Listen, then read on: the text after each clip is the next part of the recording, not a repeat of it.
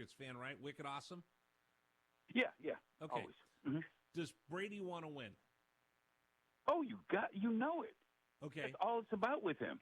Right, and that's where I'm asking these questions. Mark Davis brings in Tom Brady, brings in Pete Carroll, trades for Geno Smith. Does Mark Davis want to win? I think we could say yes. Yes, definitely so. I was saying this about Jerry Jones. Does Jerry Jones want to win? No. He wants to go ahead and go with the same old picks.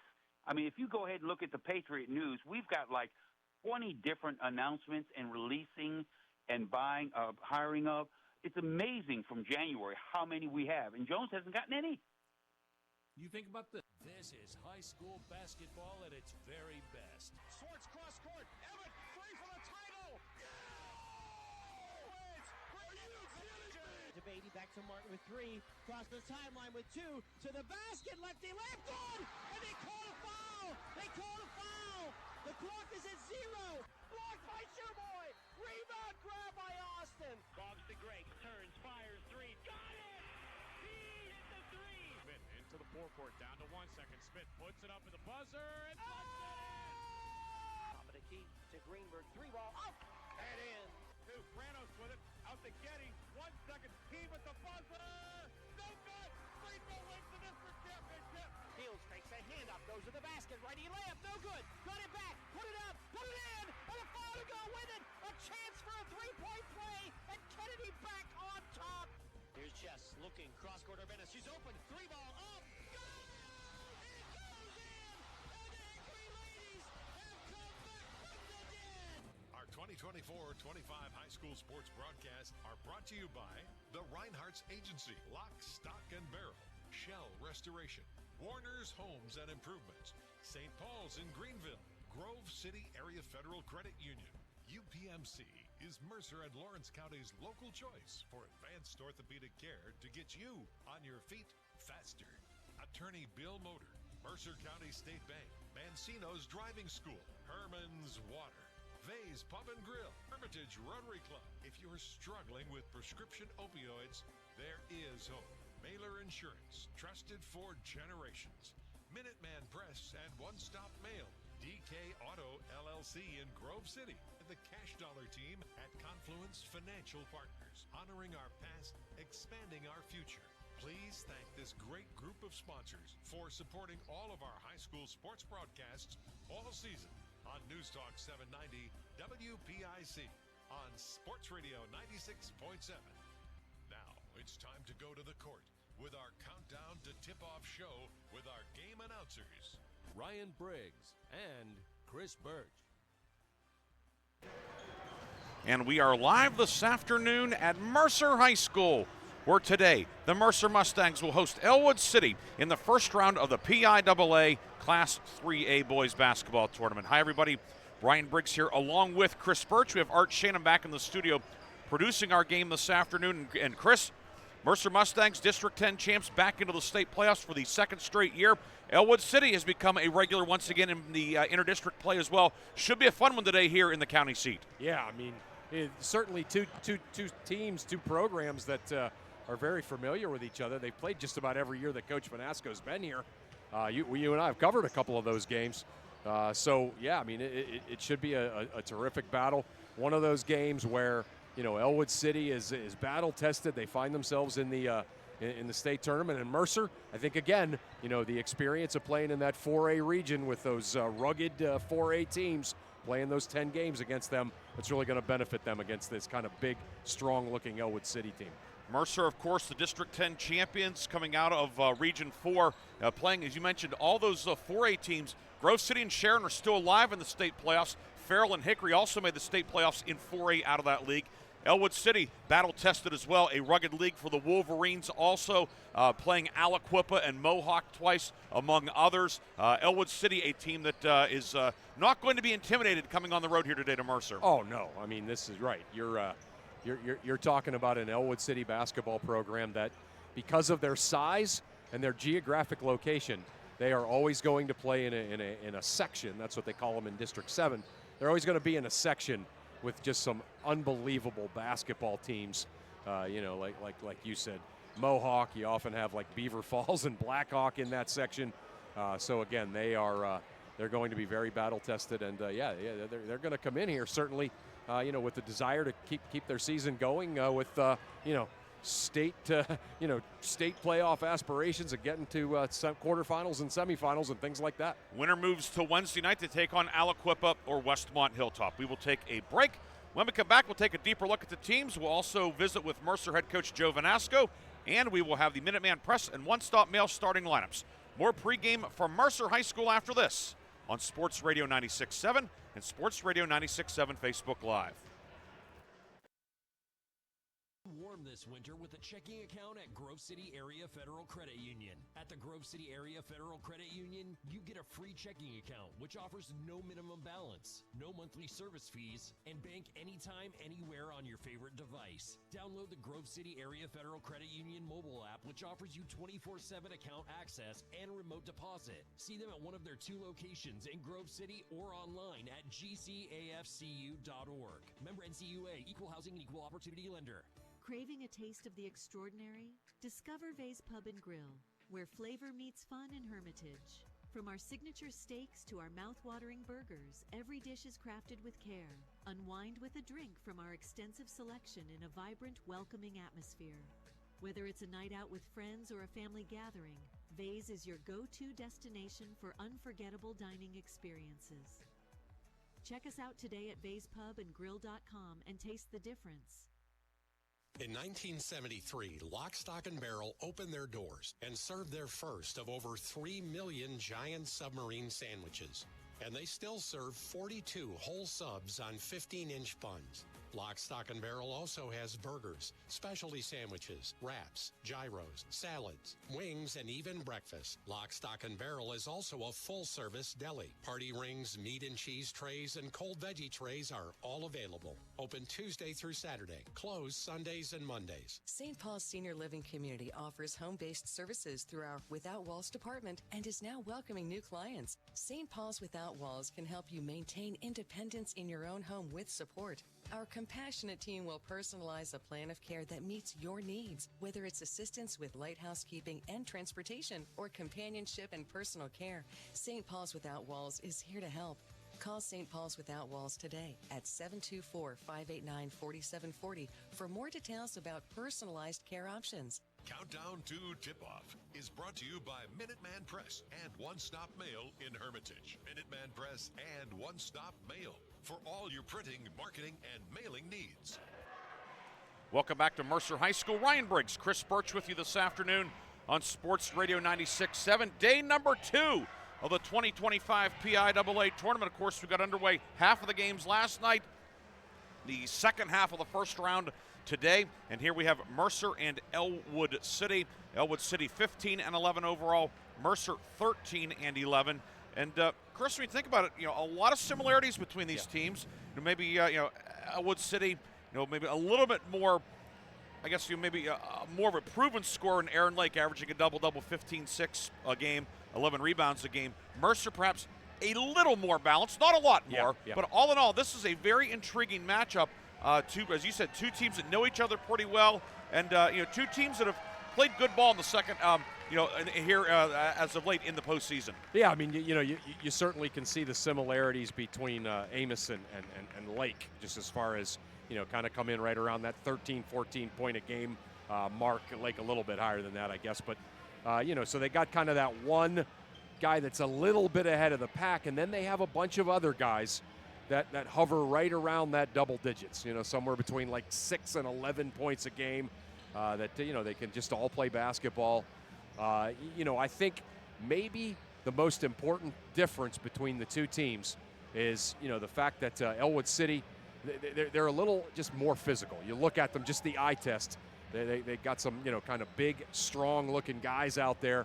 And, again, I said it in the first segment. I don't want to keep harping on it, but, I think that's where certainly Mercer playing in that league with Sharon, Hickory, Grove City, Slippery Rock, and Farrell, that's going to benefit them, because what Mercer's had to do, they've almost had to, with the same players that they've had, the previous couple of years, obviously some graduations, but they've had to really change the way they play, because they used to be a kind of press first team, force turnovers, even to the point where you could see how relaxed Coach Vanasco would be when he'd give up 3 or 4 baskets in a row against the press because he knew he would get it back. Whereas this year playing in that region, they've had to kind of dig in, figure out how to play good half-court defense in both the zone and the man, be physical on the boards, all of those kind of things. And, I think that's certainly going to be a key for them today. One other thought I'm having, Ryan, you talk about down the stretch, a guy that's been, kind of dinged up all year and has, had a kind of an uneven year because of his health. But you get the feeling that he's really coming around and is starting to get back to 100%. That could really have a big day today is Tristan McCracken. So, again, that's kind of the wild card in this when you look at this game just from a statistical point of view. And McCracken averaging 11 points per game, but he scored 25 in the opener against Perry Traditional Academy. We saw Mercer early on and thinking, boy, McCracken's really poised to have – he had a nice sophomore year last year. Right.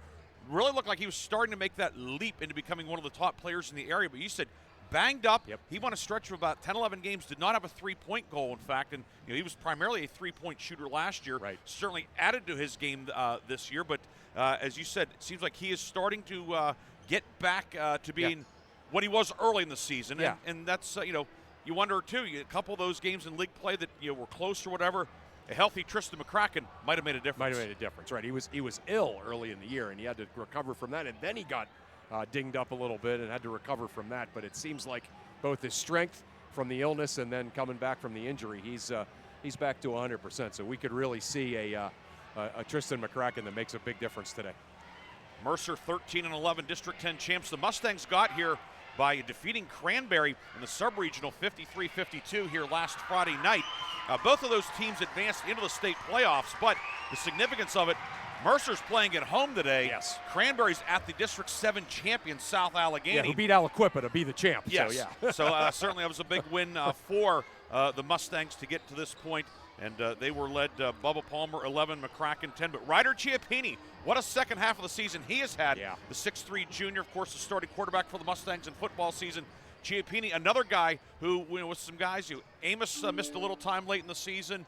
You mentioned McCracken and so forth. But Ryder Chiappini, he's put together a fine 11th grade season. Yeah, he sure has. I mean, he's a guy that maybe got pressed into some more action than maybe he was expecting to. But he has, really become kind of a star kind of player here, down the stretch of this season, and that's made a big difference with this team. Ellwood City, meanwhile, the number 6 team out of District 7, entered the playoffs as the number 10 seed, right.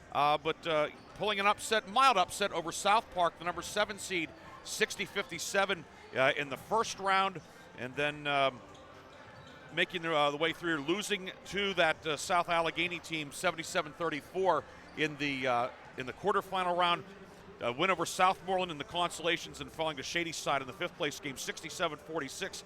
A game that was a close game at the half, 33-28 at the half. Shadyside blew it open in the second half, but Aaron Lake, as we said, averaging a double-double on the season. He had 17 points in the game against Shadyside, which was on February 26th. So both teams have had a little bit of a layoff. Mercer, 8 days, for Ellwood, 10 days. Yeah. But as we saw last night with Grove City Clearfield,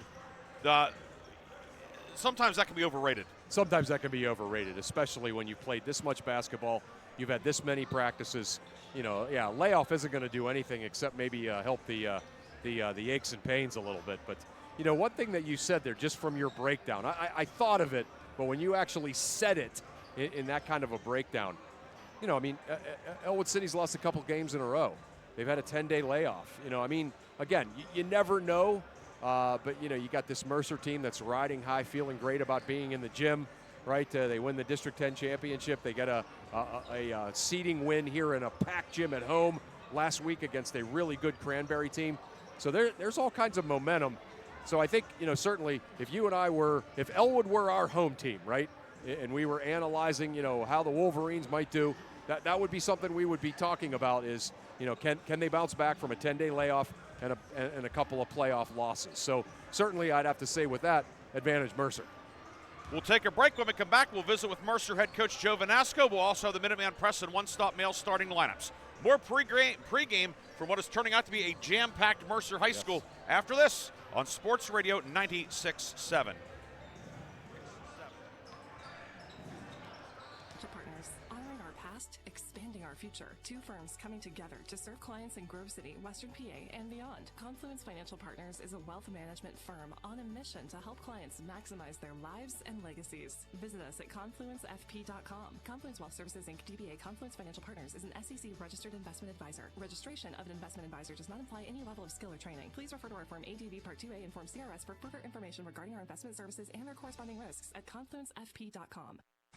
Great work, Smith. In appreciation of your hard work, please accept this plaque of recognition. Awards. And here's to the Hornets basketball team. Trophies. Did you see the size of those trophies? Recognition. The Engraving Place makes personalized plaques and trophies for all your recognition of excellence needs. Thousands of designs for any occasion. Visit them at 1945 East State in Hermitage.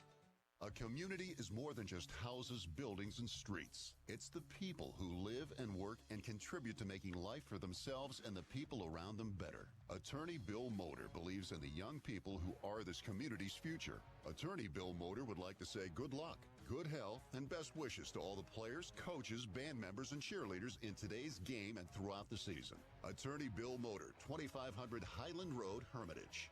Quench your thirst with Herman's Water. Sign up now for our unparalleled water delivery service and enjoy free delivery straight to your doorstep. Whether you need water for your home or office, Herman's delivers premium quality water that's refreshing and pure. Make the smart choice today. Experience convenience and hydration like never before. Visit our website at hermanswater.com/free delivery to get started and never worry about running out of water again.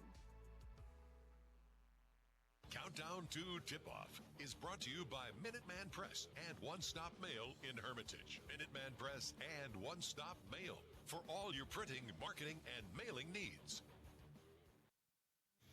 We're back on Sports Radio 96.7, and I'm joined by Mercer head coach Joe Vanasco. And, Coach, obviously been a heck of a week and a half or so for you. You win the 3A District 10 championship game against Iroquois, and then you turn around and win that great state playoff game against Cranberry for seeding. Been a pretty good week, huh? Absolutely. Just tremendous. A lot of good vibes around here right now in the school district. It's a different feel when you're winning and you walk down the hallway coming into practice or leaving, and the school's really excited about what this team's brought to the school. So just a really good vibe. The kids are in a great mental framework right now, and we're looking forward to anytime you get a home state playoff game. It's a great thing. Great for our kids. This is our second one. We got Cranberry at home the other last weekend, and this weekend we get Ellwood. Hey, speaking of that, again, you and I have at least touched on this every time that I've interviewed you, the 5 games I've seen your team. But I think it's maybe important to talk about it a little bit again heading into the state tournament and competition like Ellwood. You guys obviously played a brutal schedule against great 4A teams. It prepared you physically. It did a lot of good things for you. Is that something here, again, you kind of pull from as you head into the state tournament that, hey, we've played people like this? Absolutely. I think that that's a great analogy, too, especially with Ellwood coming in today, because they look a lot like a 4A team. They're very solid across the board. But, yeah, I mean, we really had to adapt what we do, how we did it, and our style of play as much as anything. Last several years we've been a team that's been pressing and up and down the floor. We really had to learn how to execute in a half court, and I don't know if we would have done that as well as we have without playing that 4A schedule, because they gave us no choice. Right. Speaking of this Ellwood team, obviously a team that has graduated, I don't think it's a stretch to say some legendary people over the past couple of years, but still, here they are playing into March. Good team, good program. What are some of your concerns with Ellwood? Well, I still have nightmares about the Roth brothers since you brought it up. But, we've played them, I think, every season that I've been at Mercer. We've had at least one game against Ellwood, oftentimes 2 games against Ellwood. Ellwood this year they're coached very well, but they have 5 really good basketball players on the floor. And I guess you could say that about a lot of teams at this point in the season if you're still alive. But Ellwood's just a very solid basketball team. They play a hard physical half-court man-to-man. have shooters all over the place. And number 3, Lake, is a very good inside player for them. Coach, I know you got a lot to do here. I'm kind of sitting in the inner workings here of everything, and but again, just really, really happy for you, your team, your program, your coaches, that you guys got to the pinnacle that you got to last week, winning that District 10 championship. Got another great state playoff win to follow that up. So congrats on all of that, and best wishes today, and best wishes as you move on in the tournament. Thank you so much, and thanks for being here. I know there's a lot of places you could be, and to choose to come to Mercer today, we're just thrilled to have you, and looking forward to today's game as well.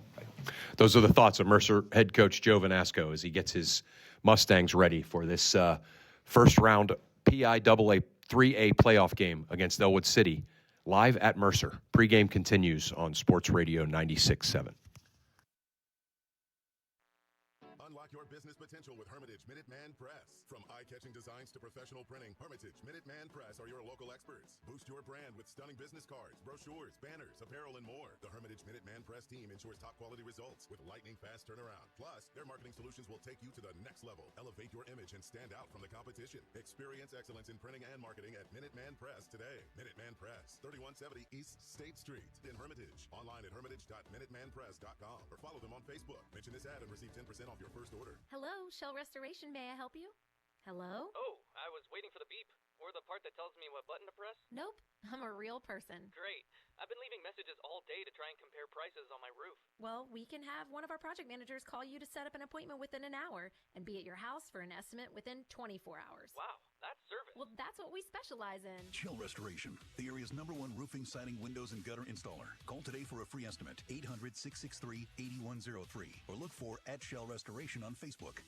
Imagine a bathroom that's not just a room, but a sanctuary. At Warner's Homes and Improvements, they believe in taking the time to get it right. That's why they are proud to introduce their bathroom installation service, where done in a day is a thing of the past. Experience the difference of a bathroom designed for you, not the clock. Visit Warner's Homes and Improvements on Route 19 in Mercer or at warnerconstruction.com. Warner's Homes and Improvements, where your bathroom is our masterpiece. Don't rush perfection. I just bought a used car. As did I. Mine has a slight dent in the driver's side door and a few other minor scratches, but hey, considering the deal I got, I can live with a few imperfections. Well, I got the great price without the imperfections. Whoa, there's no way that's used. DK Auto LLC is a veteran-owned and operated used car dealership in Grove City. And with DK Auto's attention to detail, were it not for the title, you'd swear you're driving new. See the amazing selections at DKAutoLLCPA.com. Countdown to Tip-Off is brought to you by Minuteman Press and One Stop Mail in Hermitage. Minuteman Press and One Stop Mail for all your printing, marketing, and mailing needs. Back here at Mercer, it is time for today's starting lineups. And the starting lineups, as always, are brought to you by Minuteman Press and One Stop Mail of Hermitage. Minuteman Press and One Stop Mail for all of your printing, marketing, and mailing needs. Give them a follow on Facebook, Minuteman Press and One Stop Mail of Hermitage. First for the visiting Ellwood City Wolverines, head coach Dan Bradley in year number 2. 15-11 are the Wolverines. Of course, Dan Bradley, also the football coach at Ellwood City. Amazing. They had a terrific football year and winning the first conference title in 27 years last fall, and now the basketball team in the state playoffs. So pretty good athletic year so far at Ellwood City Lincoln High School. The starting lineup will look like this. First, in the backcourt, Caleb Cervic, sophomore point guard. Cervic averaging 10.4 points per game, along with 4 assists per night. He'll be joined in the backcourt by Chris Smiley. He was a starting quarterback for that football team, by the way. Smiley averaging 8 points per game, along with 3 assists. Up front, Jackson Kerr, a junior. Kerr averaging 6.5 per game. Chucky Schweinsberg, a senior. He's averaging 6 per game. And in the middle, it's Aaron Lake, the junior center, averaging 15.6 points, along with 11 rebounds per game. So it's Schweinsberg, Cervic, Lake, Chris Smiley, and Kerr for Ellwood City.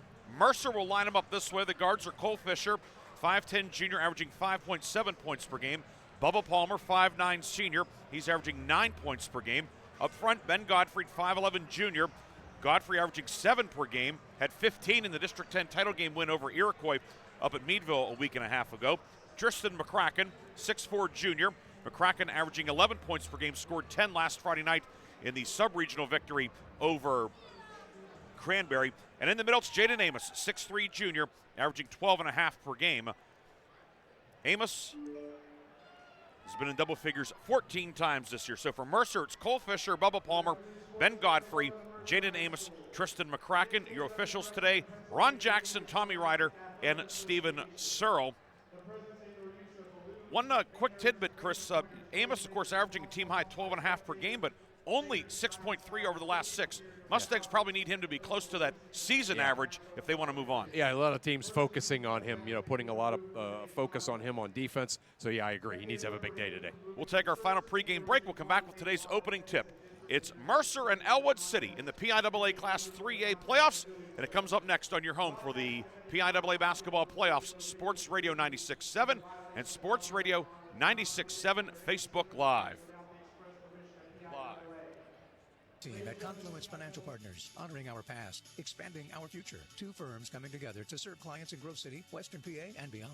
Confluence Financial Partners is a wealth management firm on a mission to help clients maximize their lives and legacies. Visit us at confluencefp.com. Confluence Wealth Services Inc., DBA Confluence Financial Partners, is an SEC-registered investment advisor. Registration of an investment advisor does not imply any level of skill or training. Please refer to our Form ADV Part 2A and Form CRS for further information regarding our investment services and their corresponding risks at confluencefp.com. You're independent, so are we. We're a locally owned independent bank. Because of that, we make our loan decisions right here at the bank. You don't have to wait for some out-of-town loan committee to get together. We offer fast, quick answers on your loan requests. Mercer County State Bank. Member FDIC. Your community bank. Online at mcsbank.bank. Your hip, your knee, your shoulder, whatever has been holding you back, UPMC Orthopedic Care is where you'll find experts to help you get back to a better quality of life. UPMC is pioneering minimally invasive surgeries, and we offer personalized treatment plans and same-day surgery to get you home and moving sooner. It's your ankle, your elbow, your hand, and it's your move. Visit upmc.com/ortho to learn how UPMC can help.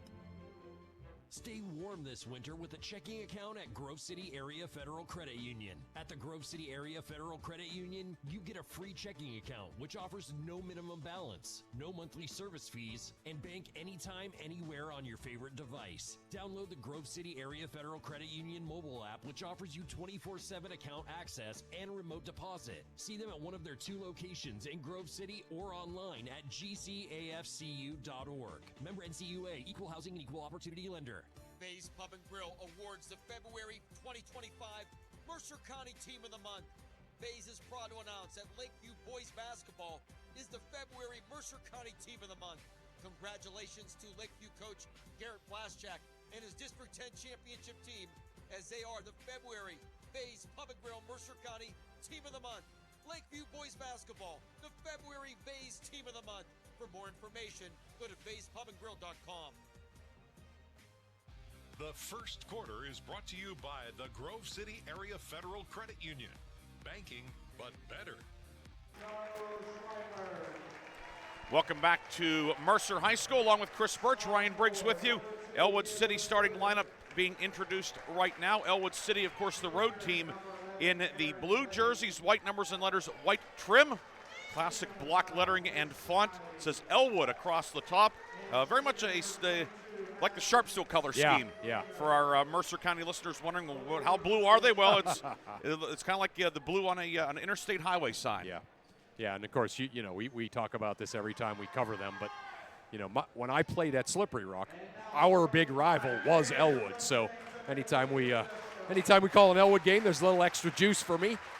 Of course, our friend Al Cameron was the coach at Ellwood City back then. Was, and, of course, Slippery Rock was in District 7 back in those days for people wondering, what's Chris talking about? Of course, Ellwood City, Ellwood's first state tournament berth was 1985 under Coach Campman. They went to the state semifinals in 1986 and 87. You got to play against all 3 of those teams. Yeah, I got to play against all 3 of those teams. Those teams were awfully good. We always almost had them at home and then got killed at Ellwood. That was our tradition during those years. Well, they had, of course, Danny Alloy on those teams. Frank Alloy, Paul Feck.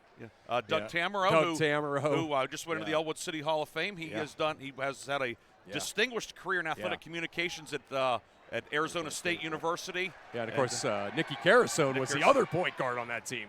Yeah, those guys were a lot of fun to bring the ball up against. I'm sure. Yeah, we know Coach Campbell always preached defense too. There was. Anytime you played one of Coach Campbell's team, you better pack a lunch. Right. Yeah. And Ellwood City back in the state playoffs. Mercer, talk about the Mercer tradition. Two programs here with a lot of tradition, and they will tee it up today. Mercer, by the way, the home team in the white jerseys with baby blue numbers and letters outlined in navy, baby blue and navy trim. Ron Jackson puts the ball up in the air. The tip controlled by Lake of Ellwood City. We're underway as he knocked it away from McCracken. Ellwood City goes left to right to begin today's game. Mercer in half-court zone, Chris. Little half-court zone. Schweinsburg left side, 3, no good. Rebound picked out of there by Godfrey. And Mercer gets a stop to begin this afternoon's game. Just underway, Godfrey driving kick. Left side, Fisher, 3 short. Schweinsburg the rebound on a run out. He'll bring it ahead. Schweinsburg will leave it for the trailer. That's Chris Smiley on the near side. Near block for Lake, and a double dribble will be called. He picked it up and put it back down, so Ellwood City turns it over. So both teams, they're coming out full of vim and vigor, but not much on the board yet. I was surprised Ellwood pulled up there. They had numbers in the transition, and then they pulled it out, and then Mercer set their zone up. McCracken to the right wing will get it out to Palmer between the circles. Palmer driving left of the lane. Bubba Palmer up and good to the right hand off the glass. Bubba Palmer opens the scoring. Yeah. Boy, Mercer can take it off the dribble. That's what they've had success with, doing it there with Bubba Palmer. Mercer now 1-2-2, Chris? Little 1-2-2, yep. Lake over the timeline finds Kerr on the left wing, and now out to Caleb Cervic, a sophomore point guard, as Mercer sets up the half-court defense. Is man-to-man now, Chris? Yeah, no, they're still in their zone. Cervic drives left of the lane, high off the glass and good with the left hand, so Caleb Cervic answers, and we're tied at 2, a minute 10 gone by. You can see Cervic's got some mad handles. Wow, that was some great ball handling to get through that zone. Palmer on the right side, doubled on the sideline, and his pass inside for Amos off the mark, out of bounds, and it will be Ellwood City ball with 6:39 to go first quarter. Yeah, Ellwood just kind of without any prior warning there, jumping into that half-court trap, and got Palmer to dribble to the corner, trapped him, and forced a turnover. Mercer back to the, or is it a 1-3-1, Chris? It's a 1-3-1. Yeah, 1-3-1. It is a 1-3-1. Over the timeline with it. Cervic gets it over to Smiley, and now back between the circles. Cervic and Mercer back into the 3-2 now. 1-3-1, look into the 3-2, yep. Left corner for Kerr, drives the baseline. And a foul will be called on the far side on the drive. It's the first foul of the afternoon. Lead official Ron Jackson comes over and tells us it's on Tristan McCracken, his first and the team's first. Yeah, trying to cut the baseline off, got there a little bit late. Ellwood will inbound on the baseline. 6:18 to go, first quarter, tied at 2. Top of the key with it is Cervic. Right elbow to Smiley, now to the right corner. 3 on the way from Schweinsburg, long, no good. Rebound picked off by Lake on the far block, and Lake fouled down low. Mercer fans don't like it, but he was whacked by a couple of Mustangs. Yeah, he went up and got a big, strong offensive rebound and was going to go straight up and try to go through Amos, but saw his man cutting to the basket. Amos fouled him on the pass. Actually, they got Godfrey for the foul from the other side. Okay. Baseline inbound to Lake, can't get it to go from short range, and the rebound yanked down by Godfrey. Godfrey over the timeline with it. Godfrey around Cervic to the lane up with the right hand, hangs the rim and drops in. Godfrey, he's been coming on in the second half of the season, and Mercer back on top, 4-2. Yeah, there it is again, right? Mercer off the dribble. Lake pulls up shy of midcourt against the 1-3-1. Cervic in the backcourt. Finds Schweinsburg in the midcourt circle. Left corner to Kerr. Kerr back on the left wing to Schweinsburg. Now Ellwood City sets up its half-court offense against the zone. Top of the key, Lake with it. Lake right corner to Schweinsburg. Drives baseline. In on McCracken. Puts it up. Stuffed by McCracken. Rebound grabbed in there by the lefty. Smiley shot no good. Rebound Amos, and here comes Mercer back the other way. Ahead to Palmer. Palmer to McCracken, streaking to the basket. Up over Lake. Up short, no good. Rebound tipped out of bounds by Ellwood City's Caleb Cervic. It will stay Mustang ball with 5:13 to go first quarter. Aaron Lake kind of altered McCracken's shot, but still Mercer will maintain possession. Amos inbounds far corner. Palmer pops open. 3 up for Palmer, no good. Rebound loose in the lane and collected by Smiley for Ellwood City. Here come the Wolverines moving left to right. Cervic setting up the offense. Mercer back into the 3-2. Right wing Smiley onto the baseline. Down low is Kerr. Kerr in some trouble. Kicks it up top to Cervic. Lefty 3, Cervic. Can't get it to go. Rebound collected inside by Amos. It was a good look. It didn't go. Now here come the Mustangs. This is exactly how Mercer wants that to play out, playing that 3-2 zone. Godfrey drives in from the left side. Eye off the glass and good. Ben Godfrey, his second field goal. All 3 baskets have come in the paint. He is going to go to the basket, north and south, until you stop him. And the last 2 times, nobody stopped the ball. He has 68 field goals this year. The bulk of them have been like that. Exactly. Near corner 3 on the way from Smiley. It is short. Rebound grabbed by Lake. He is tied up inside. The arrow belongs to the Mercer Mustangs, and they will have it with 4 minutes and 20 seconds to go. We have our first sub of the game. Schweinsberg out for Ellwood City, and Michael Cuevas will check in. Cuevas averaging 7 points per game, and essentially he is a 6th starter for Ellwood. 6th starter, yeah. We see that a lot these days. This 3-2 zone has so far been the perfect defense for Mercer to play against Ellwood. But Cuevas has a team-high 34 threes. We'll see what he can do. Pick and roll inside to Amos near block. His jumper is deflected. Rebound grabbed by McCracken, but then he dribbled on the baseline, and it will go back to Ellwood City. So we'll see if the insertion of Cuevas does anything offensively for Ellwood City. Yeah, that's certainly why he's in there to attack that zone. This 1-3-1's doing a nice job kind of slowing down Ellwood, bringing it up the floor, too. Cervic over the timeline. Finds Smiley left side. Smiley into the paint, and he is going to be fouled as Godfrey got a piece of him. Now it's going to be Ben Godfrey's second. Oh, boy. No, I checked that. It's McCracken, but it's his second, which is also notable. And we have reached our media timeout. Mercer will have a couple of subs checking in when we come back as Ryder Chiappini was seated at the table. Fouls on McCracken, his second, team third. And we have a timeout on the floor. 3:57 to go first quarter. Mercer on top, 6-2. We'll be back with more after this on Sports Radio 96.7 and Sports Radio 96.7 Facebook Live.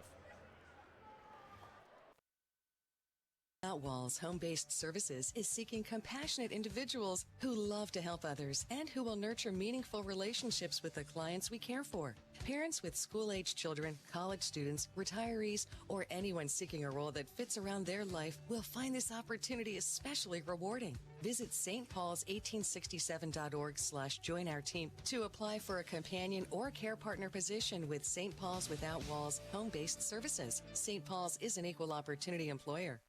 The first quarter is brought to you by the Grove City Area Federal Credit Union. Banking, but better.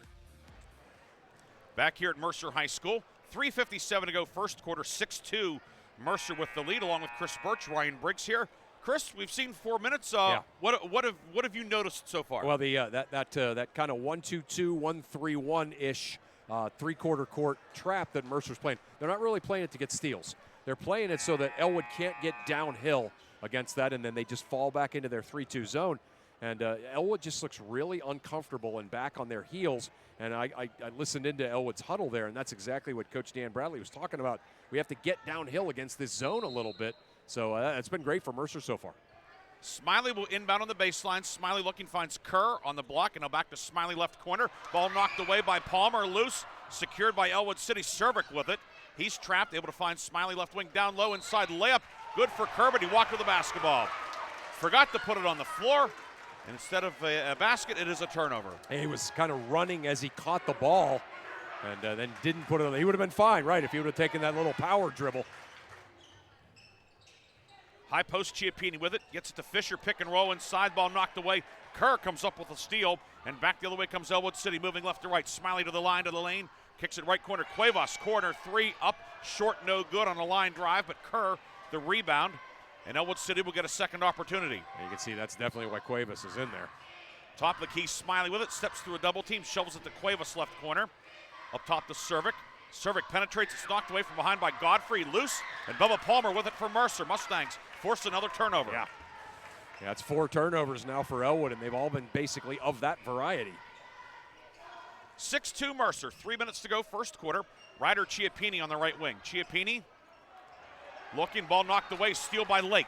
Lake will bring it ahead. Lake down court, into the lane, shovels it across the lane to Kerr, back to Lake. Lake puts it up, and he is fouled inside. Aaron Lake, the big guy, will shoot 2 with 2:49 to go. And the first quarter foul on Godfrey, his second, team fourth. So Godfrey 2 fouls, McCracken 2 fouls. Yeah, that's a developing story for sure. Still 2:49 to go in this first quarter. And 2 of the front court starters for the Mercer Mustangs. Aaron Lake to shoot 2, shooting 63% at the line this season. First one off the mark, no good, and it remains 6-2. Tyler Smiley will check in for Ellwood City. Kerr out, and it is Tyler Heckman, 6-foot sophomore, in for Mercer. He's given Mercer big minutes all season. He was great in the D10 final against Iroquois. He will check in for Godfrey. Line to the right for Aaron Lake. Puts it up and short, no good. And the rebound pulled in by Chiappini. 6-2 Mercer, 2:44 to go first quarter. Palmer over the timeline, finds Cole Fisher. They move it right wing to Heckman, now back to Fisher in the midcourt circle. Fisher between the legs with the dribble. Near wing to Palmer. Against the Ellwood man-to-man. Palmer driving in, Palmer to the block, high off the glass. That one hangs the rim and falls off, no good.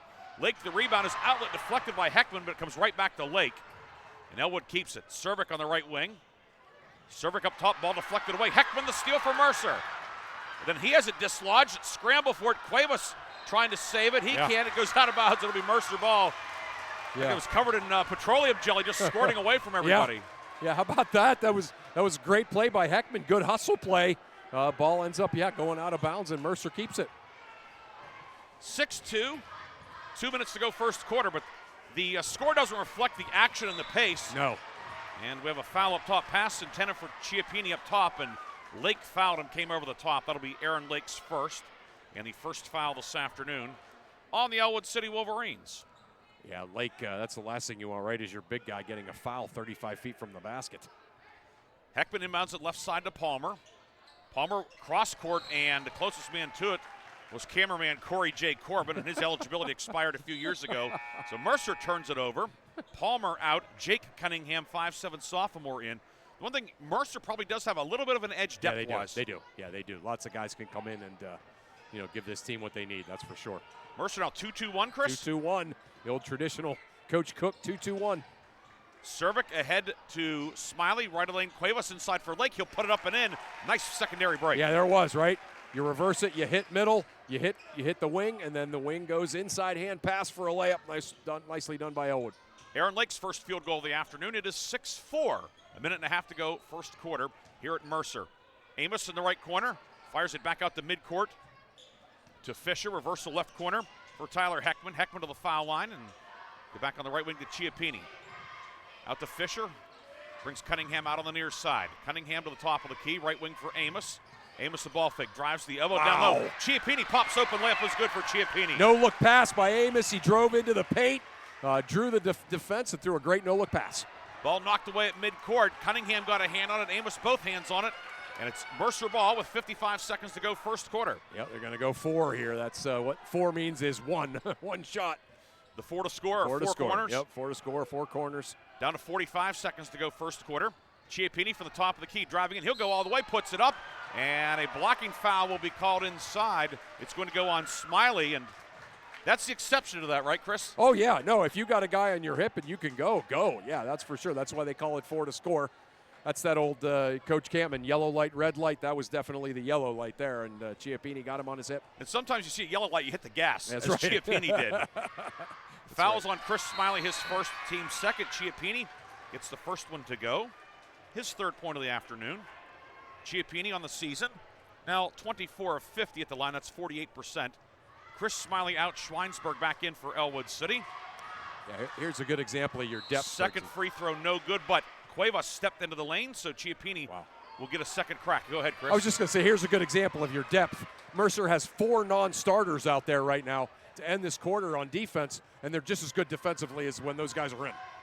Chiappini, free throw up and good. So mark that down perhaps. The lane violation gives Chiappini another chance, and it's 10-4. Inbounds deflected. Cuevas has it for Ellwood City. Michael Cuevas into the front court. Doubled. Cross court finds Lake. Down low for the cutter. Layup is up and good for Tyler Smiley. Yeah, they went for steals instead of stops there. You can see Coach Vanasco grimacing. Probably would have preferred just stay back and go for a stop there. Lead down to 4, 10-6. 18 seconds to go. Chiappini inside for cutting Fisher. Off his hands and out of bounds. And now Ellwood City will have ample time to make this a 2 or 1 point game. And a first quarter that Mercer is mostly controlled, but Ellwood a chance to close LaFleury. Lake down court to Cuevas right side, finds Cervic up top. 10 seconds to go, Cuevas on the right wing. Cuevas right of the lane, Lake posting up, ball knocked away, loose, scramble for it, ripped out of there by Chiappini, but his pass is tipped out of bounds by Schweinsberg.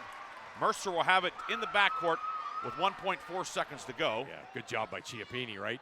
Making sure that Mercer maintained possession. Heckman will inbound ahead to Cunningham. Half-court heave on the way. Off the back of the rim, no good.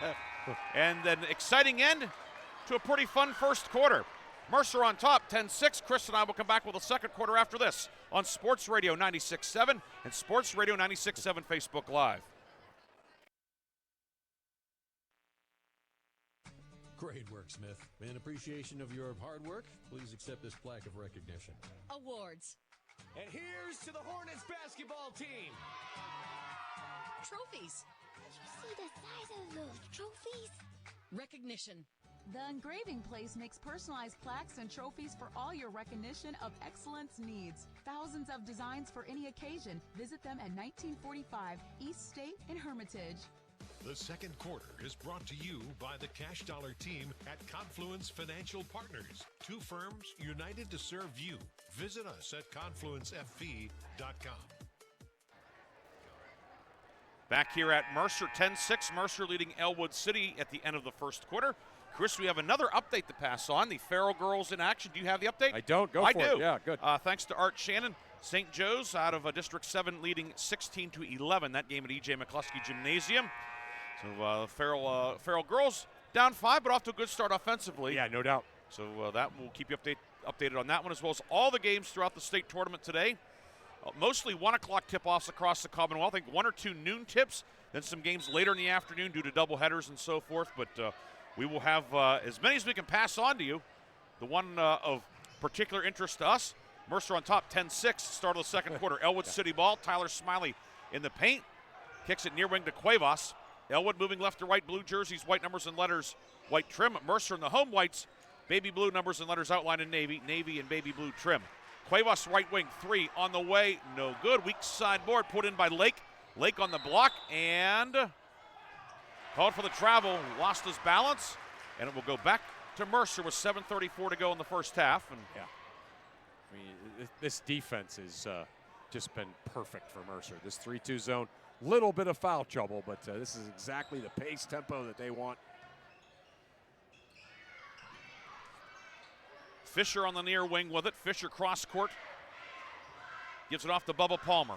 Palmer will work it back out near side for Godfrey. Godfrey driving in right of the lane. High off the glass. No good. Rebound dug out by Tyler Smiley, the junior for Ellwood City. Smiley's given Ellwood City a lift off the bench. He's been good. Yeah, no doubt about it. That's a good catch by you. A lot of little things. Lake near side to Cuevas. Michael Cuevas doubled in some trouble, and his pass is going to be over everybody's head into the backcourt. Godfrey tracks it down. Godfrey into the paint, pulls up. Layup is good for Godfrey. He has 6 to lead. Is 6-12-6. Yeah, 6 points, 3 baskets, all just on drives to the hoop. Mercer back to the 1-3-1. Cervic will bring it over the timeline. Being harassed by Fisher near the midcourt line. Cervic gets around him. Cervic to the foul line, and now out to Schweinsberg with 6:35 to go in the half. Chucky Schweinsberg, the senior. Toss it out to Cervic. Go to the left corner now for Tyler Smiley, and he walked with the basketball. Yeah, a little double jump hop, right? Caught it in the jump hop and then jump hop again to try to get to the baseline side of the defender. And that will be turnover back to Mercer. 6:24 to go in the half. Cuevas out for the Ellwood City Wolverines. Chris Smiley back in. Chiappini returns for Mercer as Fisher gets a breather. Jaden Amos top of the key, right wing to McCracken. McCracken out there with 2 fouls, as is Godfrey. Palmer top of the key, ball fake. Palmer drives in, right of lane, runner no good. Rebound ripped out of there by Chiappini. Chiappini in the lane, put back is good. Chiappini was 6 off the bench. Yeah, Chiappini's improvement this basketball season has been stunning. I look like a grown man there. Wow. Cervic into the high post for Tyler Smiley, right corner Chris Smiley. Cut off by Amos. Zips it up top for Cervic. Cervic, 3 no good. Rebound underneath. Lake took it away. Lake in over Chiappini. Can't get the 6-footer to go. Amos with a defensive rebound, and Seems like there's a lid for Ellwood City on the hoop. Yeah, lid and also some good defense. Godfrey spin dribble between a double team. Finds Amos. Goes right corner to McCracken. McCracken, 3 long. Smiley the rebound. Chris Smiley for Ellwood. Here come the Wolverines. Smiley left of the lane. Smiley with the left hand. Glass. Rim and good. Hung on the rim and dropped in. Smiley's first basket of the afternoon. Ellwood City cuts it to 6. We saw a bunch last night that defied physics. That one did too. He threw it into the bottom of the rim, and somehow it snuck up over. 14-8 Mercer. 5:10 to go first half. Godfrey into the lane from the right wing. Puts it up. It goes, but the foul was on the floor, so no continuation. It will be Mercer ball on the baseline. Foul is on Schweinsberg. His first, team first. Kerr back in for the Wolverines. Tyler Smiley out at the 5:06 mark. And Mercer will inbound on the baseline. Amos to inbound. Finds Palmer right wing. Palmer around a screen from Chiappini. Now near wing to Godfrey. Godfrey right hand dribbled between the legs with a dribble. Into the high post for Chiappini. Down low to Amos. Amos pumps, puts it up. Can't get it to go. Ball batted around and collected by Lake for Ellwood City. Lake will bring it ahead. The big guy puts it on the floor. Crossover dribble. Lake into the lane down low for Kerr. Shot blocked by Palmer. Rebound Kerr, however. His pass out to Lake knocked into the front row by McCracken, and it will stay Ellwood ball with 4:41 to go in the first half. Lake does a really good job altering shots without fouling, doesn't he? Underneath for Ellwood. Chris Smiley inbounds up top to Cervic. Near right wing, Kerr. Now between the circles, Cervic with it. Guarded by Godfrey. Mercer staying in the 3-2. Cervic left wing.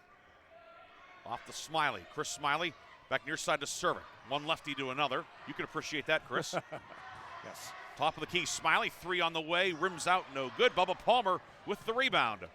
Palmer will bring it ahead for Mercer. Outlet down court, Godfrey from the right corner into the block. McCracken up and good. McCracken posting up first points. And a 30-second timeout will be taken by Ellwood City head coach Dan Bradley.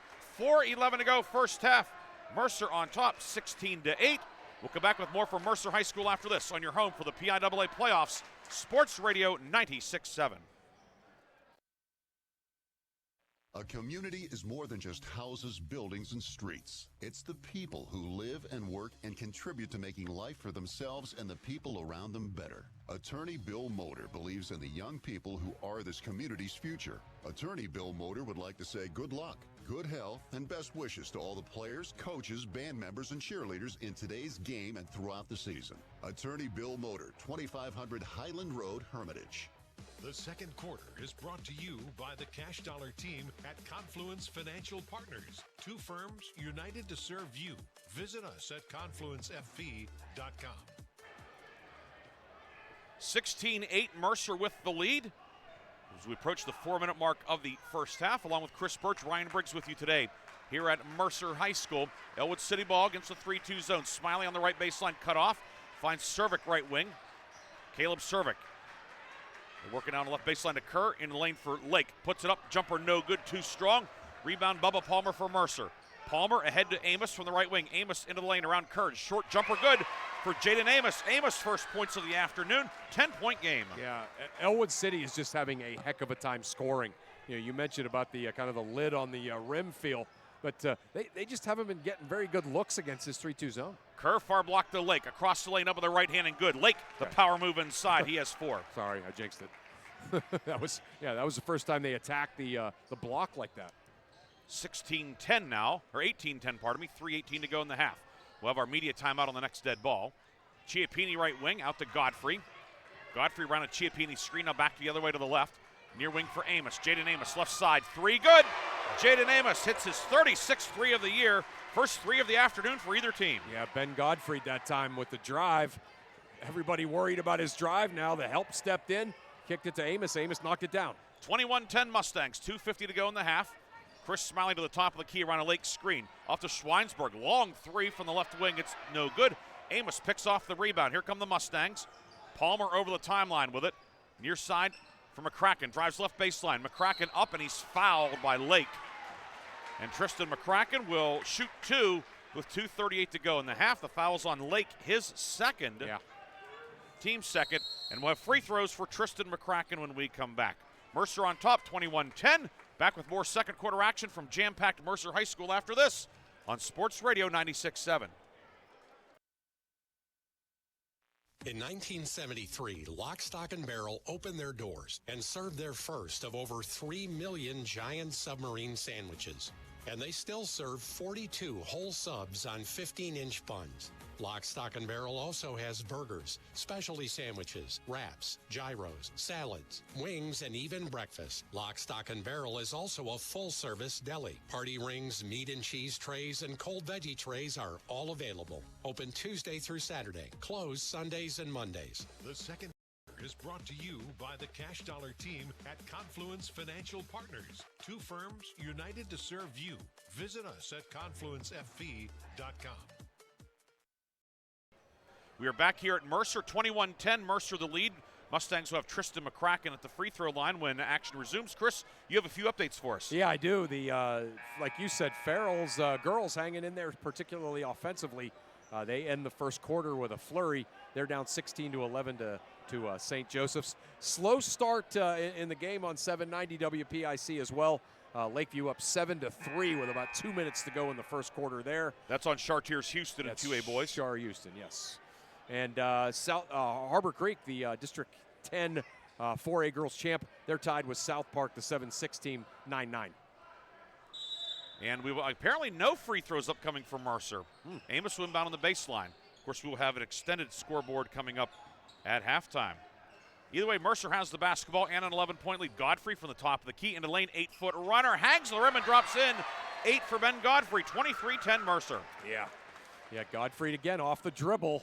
That time they did stop his path to the basket. He just went up over top. Mercer back in the 1-3-1. Kerr with it over the timeline. Kerr into the lane on Amos. Up with the right hand, doesn't go. Rebound tipped out. Cuevas battling with Godfrey and goes out of bounds, and it will stay Ellwood City basketball. And Mustangs fortunate that Godfrey didn't pick up his third foul there. Sure, he kind of crushed Michael Cuevas. Cuevas a little shaken up. Tyler Smiley will check in. A game of interest in both 3A and Lawrence County. Mohawk defeating Chestnut Ridge. That was a noon tip, 72-59. Yeah, Mohawk's a good team. Mohawk went 10-2, including a sweep of Ellwood City in league play this year. Baseline drive from the right side for Kerr. He's fouled on the shot. He'll shoot 2 with 2:03 to go in the half. Foul will go on Ryder Chiappini. Chiappini's first, and the team's first in the second quarter. Yeah, it's just been such tough sledding for Ellwood to score. And that time finally got a little bit of a baseline drive. We're able to draw the foul on Chiappini. But, I mean, Mercer's not lighting the world on fire offensively, but Ellwood just cannot score right now. And Kerr long on the first free throw came in 56%, 28-50. Godfrey out for Mercer. Yeah. Cole Fisher back in. I like that substitution. Give him a little break so he doesn't get his third foul. Kerr, line to the right, puts it up and good. His first point of the afternoon, the first made free throw for Ellwood City. And it's 23-11 Mercer. With 2 minutes to go first half. Palmer left wing. Finds Chiappini on the block. Chiappini, kick it right side to Amos. Amos, right wing 3, short. Rebound put in by McCracken. He took it away from Kerr. Had the size edge inside. Yep. Palmer on the left wing. Finds Fisher back in the midcourt circle. Working against the Ellwood City man-to-man. Yep.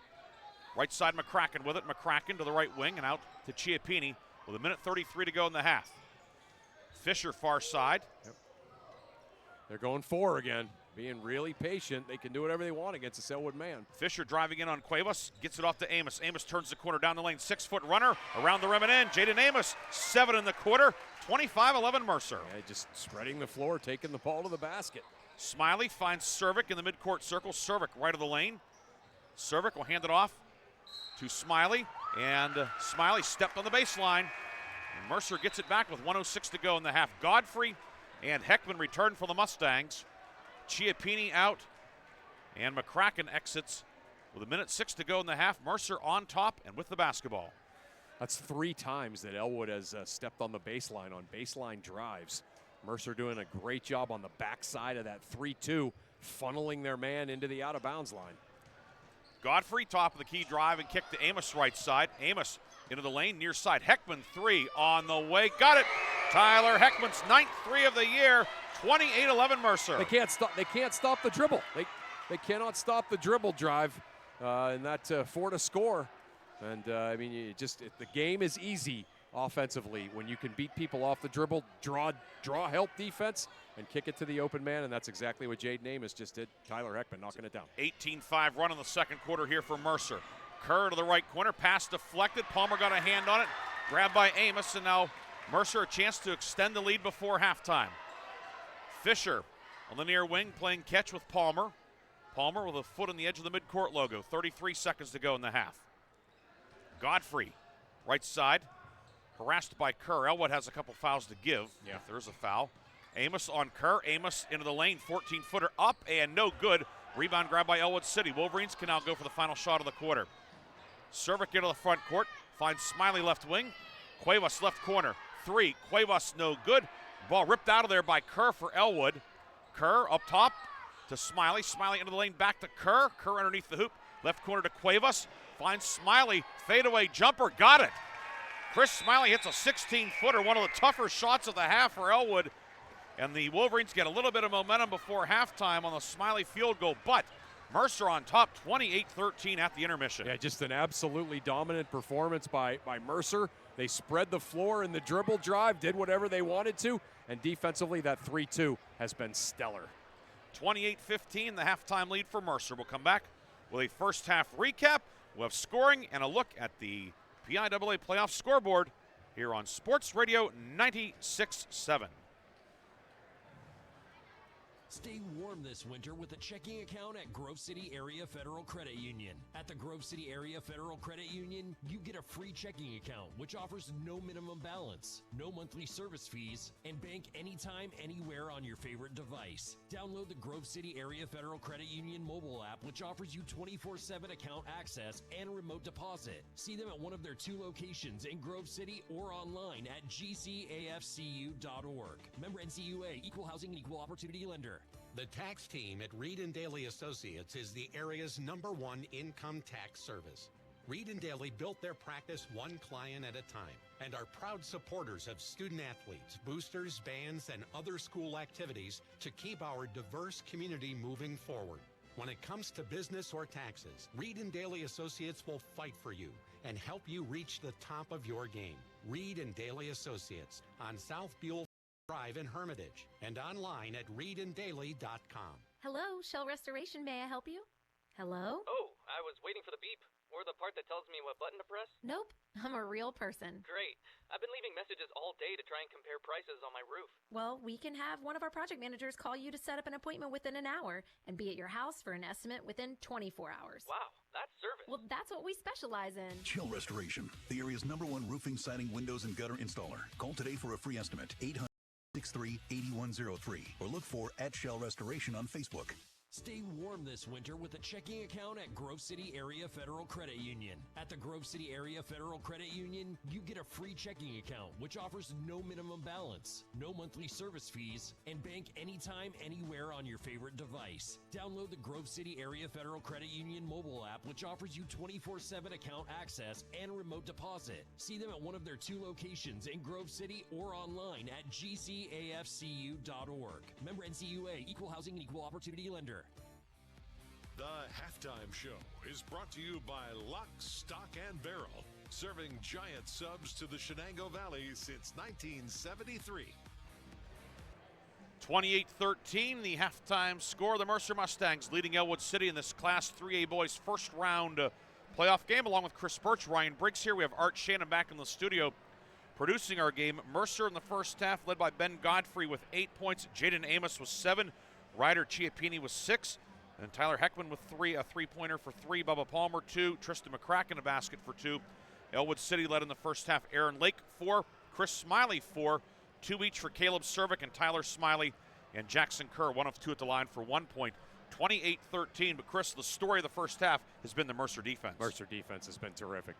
They are controlling the pace, the tempo of the game with, just kind of that control 1-3-1, 1-2-2. I think it's actually a 1-2-2, but McCracken is stepping up and guarding the guy in the middle man-to-man, so it appears like it's a 1-3-1.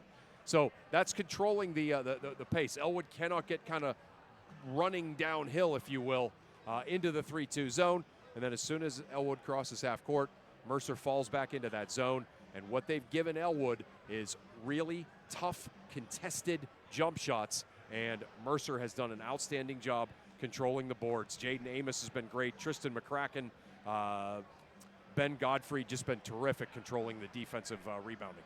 28-13 is our halftime score. When we come back, Chris will have scores from around the PIAA tournament on Sports Radio 96.7. Bought a used car.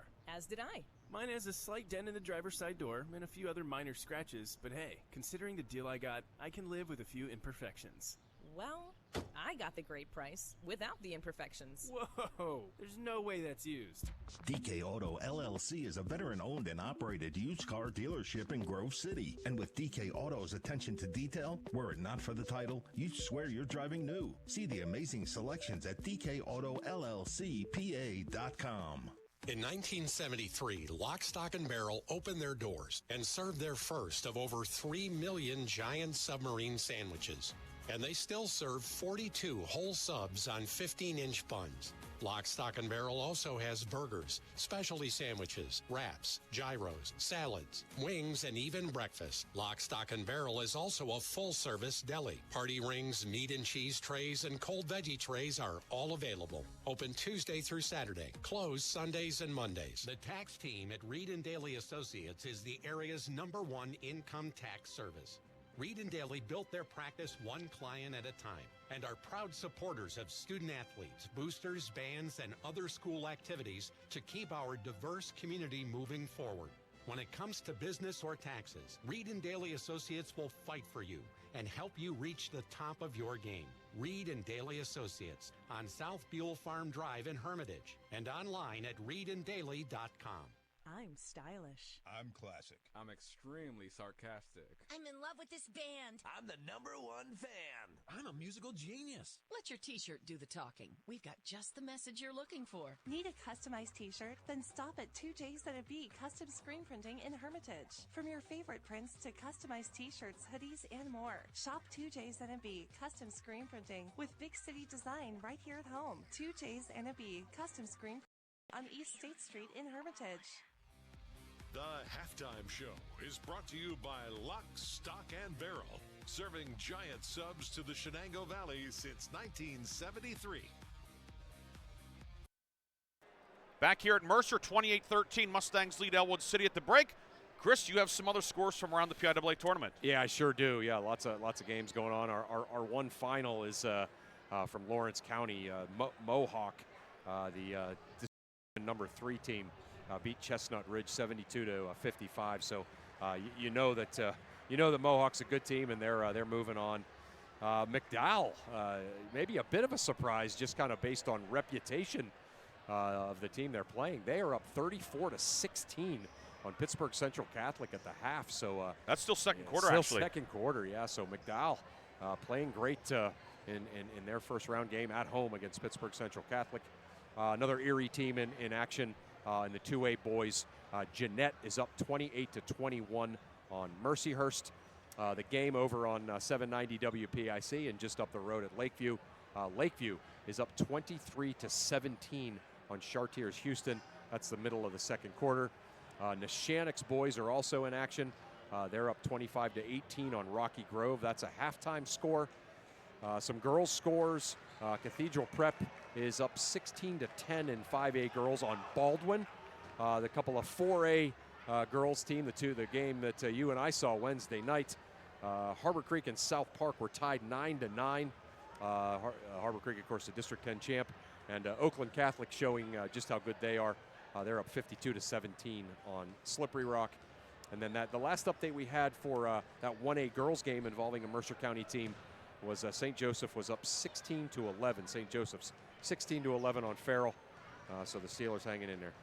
And right now, Mercer on top 28-13. We will take a 2-minute timeout and come back with the third quarter. Mercer looking to move on to the round of 16.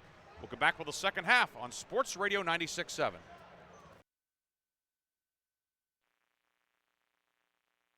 Your hip, your knee, your shoulder, Whatever has been holding you back, UPMC Orthopedic Care is where you'll find experts to help you get back to a better quality of life. UPMC is pioneering minimally invasive surgeries, and we offer personalized treatment plans and same-day surgery to get you home and moving sooner. It's your ankle, your elbow, your hand, and it's your move. Visit upmc.com/ortho to learn how UPMC can help. Quench your thirst with Herman's Water. Sign up now for our unparalleled water delivery service and enjoy free delivery straight to your doorstep. Whether you need water for your home or office, Herman's delivers premium quality water that's crisp, refreshing, and pure. Make the smart choice today. Experience convenience and hydration like never before. Visit our website at hermanswater.com/free delivery to get started and never worry about running out of water again.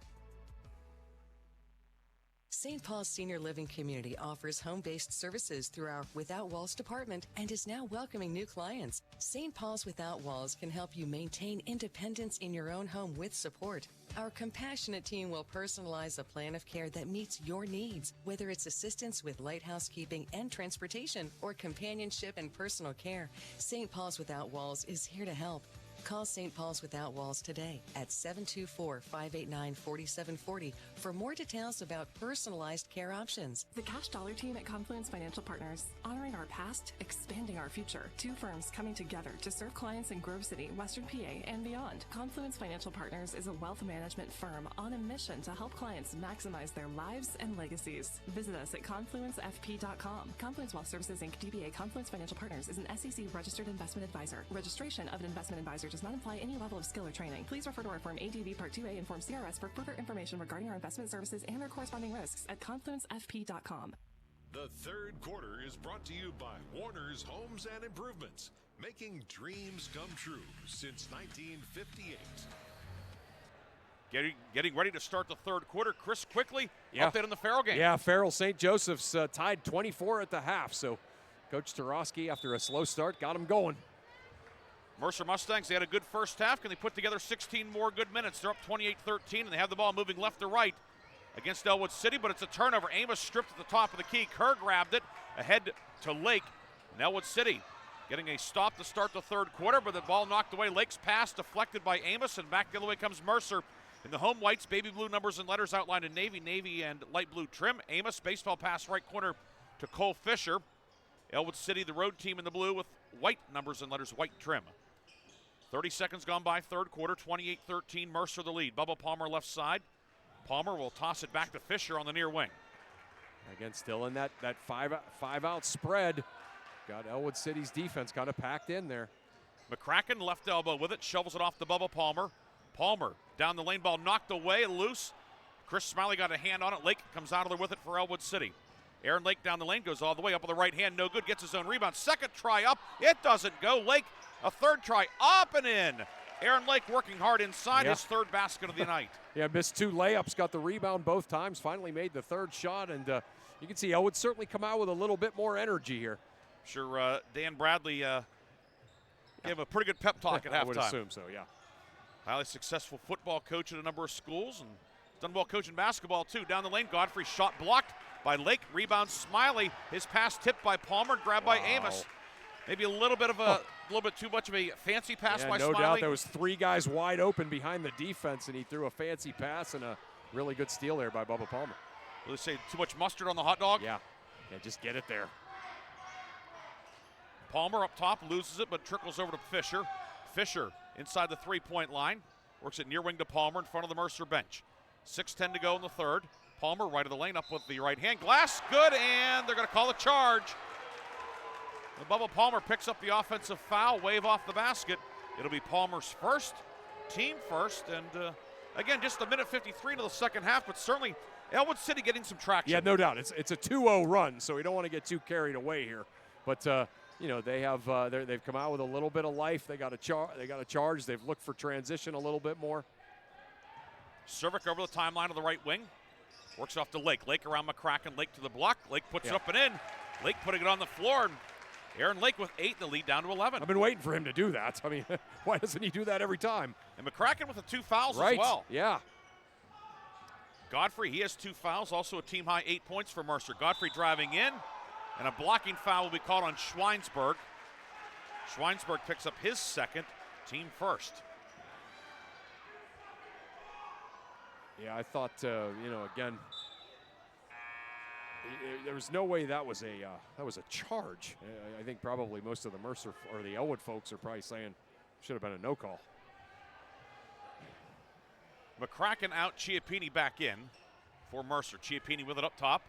Toss it out to Fisher. Now right corner for Godfrey. Godfrey in on Lake along the baseline. Back on the left baseline. Amos 16-footer, no good. Rebound knocked out of bounds by Lake, battling with Chiappini inside. It's out of bounds off of the Wolverines. Mercer keeps it with 5:26 to go in the third. Chiappini's really good at that. Great hustle there by him, keeping that ball alive, knocking it away from Lake, but it went off his fingers. Baseline inbound to Chiappini in the paint. Chiappini to the right block, up on the right hand, and good. Ryder, Chiappini with 8. Yeah, he's becoming a really polished-looking post player in there. It's unbelievable. I don't know if there's been a player in our area that's had a greater rate of improvement from December 1st to today. There hasn't. Lake from the right wing driving in. He'll go all the way. Layup was good. Lake heating up. The lake is no longer frozen. That's for sure. 30-19. The lead trimmed back to 11. 5 minutes to go, third quarter. Amos up top. 3 on the way. Amos got it. Jaden Amos steps into the open 3. 10 for Amos. 33-19 Mercer. Yeah, I mean, it seems like Ellwood's got some traction, but Mercer with some big answers here to kind of keep that gap what it was. Chris Smiley left wing will toss it out to Cervic. Cervic with a right-hand dribble, now the left hand. Cervic near corner. Chris Smiley's open. 3 up and good. Ellwood answers with the 3. Smiley was 7. And the net gets caught up on the rim. Second time that's happened today. Second time that's happened. And again, Ellwood City is doing a much better job attacking the 3-2 zone. They're drawing defenders and then finding the open man from where that defender came from. They didn't do any of that in the first half. That's why it seemed like they were on their heels. Now it looks like they're getting a little bit downhill against the zone. Scored 13 points in the first half at Ellwood City. Wolverines have scored 9 in 3.5 minutes. Yeah. Lake was 6, and then the 3 by Smiley.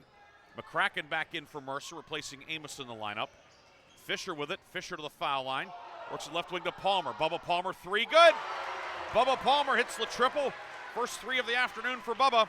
36-22, the lead back to 14. It's amazing, isn't it? Yeah. It has to be frustrating for Ellwood. Cervic over the midcourt line to Lake, dumps it down inside. Nobody home, but Smiley collects it for Ellwood City.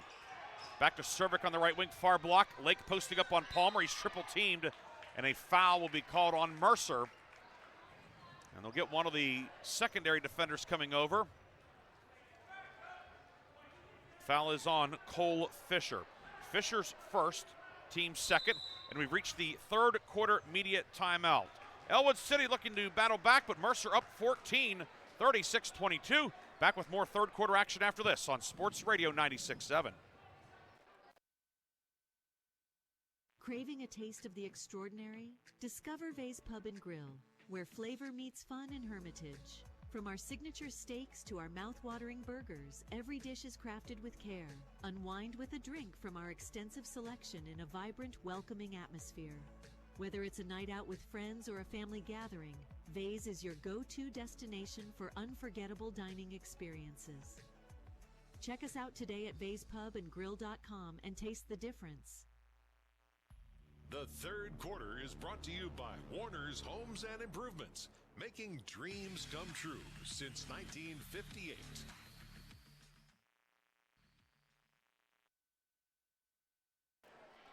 Back here at Mercer High School, Ryan Briggs, Chris Burtch with you, Art Shannon back in the studio. 36-22, Mercer the lead. And Chris, an update from up Route 62 in Stoneboro. I was just going to say, a bit of a development up Route 62. Chartiers Houston proving that they got something there. It's 23-23 at the half. So Char Houston with a big second quarter push. The Union girls are down 13-5 to Williamsburg. So Williamsburg must be a very good 1A girls team. Williamsburg, we've seen them in the playoffs a lot out of the year. Anytime you get a District 6 girls team, you know you better pack a lunch. And Williamsburg with one of the great nicknames, too, in Pennsylvania. The Blue Pirates. I love it. Not just any Pirates, Blue Pirates. The Blue Pirates. Speaking of blue, Ellwood City and Mercer back to action here. Ellwood City with it. Cervic top of the key, left of the lane. Fires it off to Kerr. Right corner, Chris Smiley. Smiley working back out to Kerr. Now near wing to Cervic with 3:30 to go in the third. Capacity crowd here today at Mercer. It has been a long time since I've seen this barn this full. This is fun. Yeah, this is something. Smiley right lane looking to work it down low for Lake, but Smiley shuffled his feet. The traveling violation called, and it goes back to Mercer with 3:22 to go in the third quarter. That's another turnover forced by Ryder Chiappini in that zone. He's really good at stepping into the spot where the penetrating dribbler has gone, and that time he drew the try. So he's just so playing so well today. McCracken up top with it. Near side to Fisher, and now Palmer left side. Bubba Palmer driving in. Palmer to the left block. His shot is blocked out of bounds by Cervic. It will stay Mercer ball. Tyler Smiley back in for the Wolverines. Chucky Schweinsberg checks out at the 3:09 mark. 36-22, Mercer the lead. And the Mustangs have it on the baseline. Inbound McCracken, he can't handle it, but it's tracked down by Chiappini back near midcourt.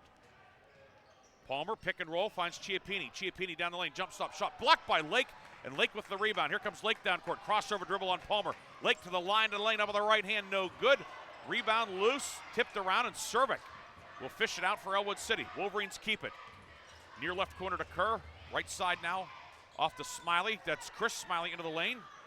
Back out to Cervic. Right corner, Tyler Smiley. He'll find Cervic on the far side with 2:34 to go in the third. This is fine, right? Long possession. Corner three, Kerr no good. And a foul will be called on the rebound. Amos went up for it, and Tyler Smiley got him from behind. It's Smiley's first, team second. Godfrey returns for Mercer. Bubba Palmer out. Cervic checks out on the Ellwood City side, and Michael Cuevas returns for Dan Bradley's team with 2:29 to go in the third. Doesn't it almost sort of feel like Mercer's kind of survived a push by Ellwood, and now it's kind of flattened back out again, and Mercer can just play. McCracken on the near wing. I agree wholeheartedly. Yeah. Chiappini give and go, looking for McCracken, batted away by Tyler Smiley, but Mercer keeps it. Chiappini back near midcourt. Chiappini driving in, goes around Lake up on the right hand, and good for Chiappini. Ryder Chiappini with 10. Yeah, boy, the game looks easy for him, doesn't it? Just a little ball fake there, take to the hoop and score. 2 minutes to go in the third. Lead is 16, largest lead of the afternoon for Mercer. Far block with it, Tyler Smiley to Lake on the right wing. Now Chris Smiley up top. Move it near corner to Cuevas. Right wing, Tyler Smiley. Smiley right of the lane. Give it off to Kerr with 1:40 to go in the third. Lake in the high post. Down low for the cutter. Kerr puts it up and in. Nice pass from Lake. Yeah, he's really good up there in the high post passing the ball. Kerr's first field goal of the afternoon. 38-24. Fisher to the foul line down low. Layup by McCracken, no good. Rebound grab by Chiappini. He'll put it up, no good. Chiappini takes the rebound away from McCracken, kicks it left corner. Amos, three long. Cuevas, weak side rebound for Ellwood City. Outlet down court for streaking Kerr. Kerr into the lane, puts it up, and in a foul. Jackson Kerr has a three-point opportunity with 1:12 to go in the third, and the lead has been trimmed to 12. You know, you look at this team, they should be able to run. They should be able to score in transition, but often they don't look for it. That time they did. They centered the ball, they ran the lane, perfect pass, and made a layup in traffic. Foul is on Jaden Amos, his first, team third. And Jackson Kerr, 5 points today, 1 for 2 at the line, will shoot free throw line to the left. Free throw up and good for Kerr. 38-27, so a quick 5 for Ellwood City, thanks to Kerr. The lead down to 11, and Ellwood City staying within striking distance. Yeah, no doubt. It seems like it was about 30 seconds ago that you said 16, largest lead of the game, and now it's 11. 1:05 to go in the third. Chiappini fouled on the near wing. It'll be a reach-in on Smiley. Tyler Smiley's second, team third. Each team with 3 fouls in the third quarter. 1:04 remaining in the period. Amos will inbound to Palmer back near the midcourt line. Palmer, right wing, Chiappini. Chiappini top of the key to McCracken. And now out to Godfrey. Ben Godfrey between legs with the dribble. Give it off to Chiappini. Chiappini down in the lane, and a blocking foul will be called inside on Tyler Smiley. Oh. Ooh. Okay. Tough one if you're an Ellwood City fan. Woo. Smiley's third, team fourth.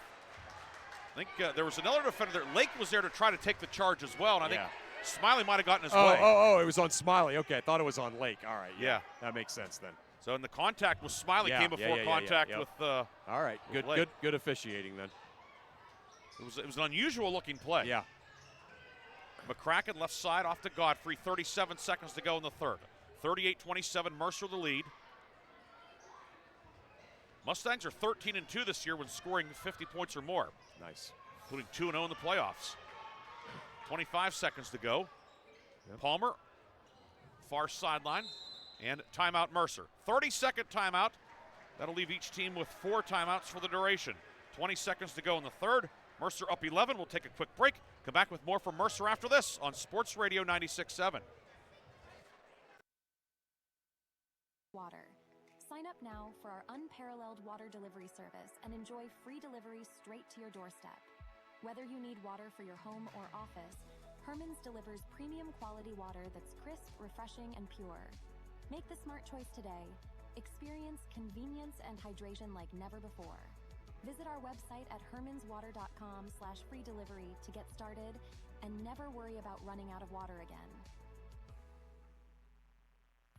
The third quarter is brought to you by Warner's Homes and Improvements, making dreams come true since 1958. Back here at Mercer, Mustangs with the ball and a 38-27 lead. 20 seconds to go in the third quarter, along with Chris Burtch, Ryan Briggs with you. Art Shannon producing our game back in the studios on the Shenango Valley Freeway. Palmer with it, top of the key. Palmer right wing to Amos. Amos back to Palmer near corner. 9 seconds to go. Palmer inside for McCracken. Can't handle it, but tips it over to Palmer. 3. Palmer no good. Rebound grabbed by Chiappini. Fadeaway jumper short. Godfrey put back at the horn. It's good. Oh, man.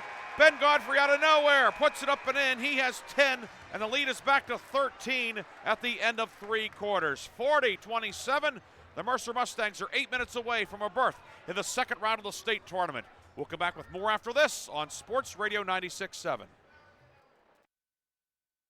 Stay warm this winter with a checking account at Grove City Area Federal Credit Union. At the Grove City Area Federal Credit Union, you get a free checking account, which offers no minimum balance, no monthly service fees, and bank anytime, anywhere on your favorite device. Download the Grove City Area Federal Credit Union mobile app, which offers you 24/7 account access and remote deposit. See them at one of their 2 locations in Grove City or online at gcafcu.org. Member NCUA, Equal Housing and Equal Opportunity Lender. The fourth quarter is brought to you by Shell Restoration, the area's #1 roofing, siding, windows, and gutter installer. 40-27, Mercer on top as we get ready for the fourth quarter. It will be Ellwood City ball to start the fourth. Ryan Briggs, Chris Burtch with you here today at Mercer. Chris, any updates for us? Yeah, Elizabeth Forward up 21-17 on Fairview. Cathedral Prep girls up 36-30 on Baldwin, and Neshannock up 42-29 on the boys' side against Grove in 2A. And we'll see if we can get you any other updates here. Jeanette 40-31 on Mercyhurst after 3. 40-21? 40-31. Okay. And here in 3A boys, that was a 2A boys. This is 3A. Mercer up 13. Ellwood City the ball to start the fourth quarter, moving right to left in the blue jerseys, white numbers and letters, white trim. Mercer in the home whites. Cervic, right side 3, short. Rebound, Chris Smiley. He'll kick it out far side. Schweinsberg 3. It doesn't go. And the rebound collected by Tyler Smiley. Will get a third opportunity. Chris Smiley down low for Schweinsberg, tipped out of bounds by Amos. And it stays Ellwood ball with 7:34 to go in the fourth. Each team with 4 timeouts remaining. And the only player with more than 2 fouls is Ellwood City junior Tyler Smiley. Baseline inbound to Lake in the lane. Lost his balance, lost the ball. Mercer has it. Fisher into the front court. Left side to Amos and back out to Cole Fisher. Near wing Godfrey with it. Godfrey turns the corner. Dumps it down low. Amos on the block. Kick it right side. McCracken sets his feet. 3, no good. Ball tipped around. Amos with a weak sideboard for Mercer. Amos up top to Palmer. Top of the key now. Fisher 3 on the way. Gets it to go. Hit the rim, hit the backboard and dropped in. Cole Fisher's first points of the afternoon. Yeah, they're just managing the game. They're taking time off the clock and then getting good shots and making them. 43-27, 6:55 to go in this one. Cervic, driving kick left side. Smiley, 3, good for Chris Smiley. Smiley with 10, and Ellwood City not going away. No, they're not going away, but they're having a hard time breaking that kind of 10, 11 point barrier, and Mercer's doing a great job managing that. Godfrey on the near wing. Of course, in the playoffs, we've seen some double-digit leads evaporate. Oh, yeah. Godfrey has it tipped away, goes into the backcourt. Godfrey with it now, dribbling through traffic. Driving kick right side to Fisher. And a foul will be called on the pass after Godfrey made the pass. An offensive, or excuse me, who's it going to be on? It's on Godfrey, right? Yes, it is. Yeah, After the pass, he crashed into Lake, who took the charge. Yeah. Godfrey's third, team first. Again, even last night, Grove City up 13 with 2.5 minutes to go. Almost had to hang on at the end. Yeah, one possession game at one time after that. So yeah, I mean, this isn't going to be easy. It takes everything you got in the playoffs. No, Ellwood City's not going to go quietly. Wolverines have the basketball. Lake right wing with it. Aaron Lake out to Cervic. Cervic working out left corner for Smiley. Chris Smiley drives the baseline, whips it down low for Lake. Lake puts it up, no, but a foul, and Lake will shoot two. He put that one up as he was going down. Yeah, that's a good baseline drive kick in there to Lake. Palmer with the foul, his second, team second, and Lake, who missed 2 free throws early on, back to the line. 10 points for Aaron Lake, comes in averaging a double-double, 15.6 points and 11 rebounds per game. Now, 416 points on the season. Wow. When your point total starts with a 4, well, and you're in the hundreds, let's start that. You've had a heck of a year. Yeah, you've had a heck of a year, and he has. He's short-armed every one of these free throws. He did not add to that point total with the first one.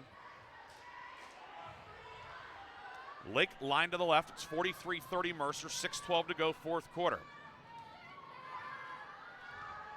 Lake Jr. puts it up and missed everything. Really short arm that one. Hey, how about Rocky Grove, a 9-0 run?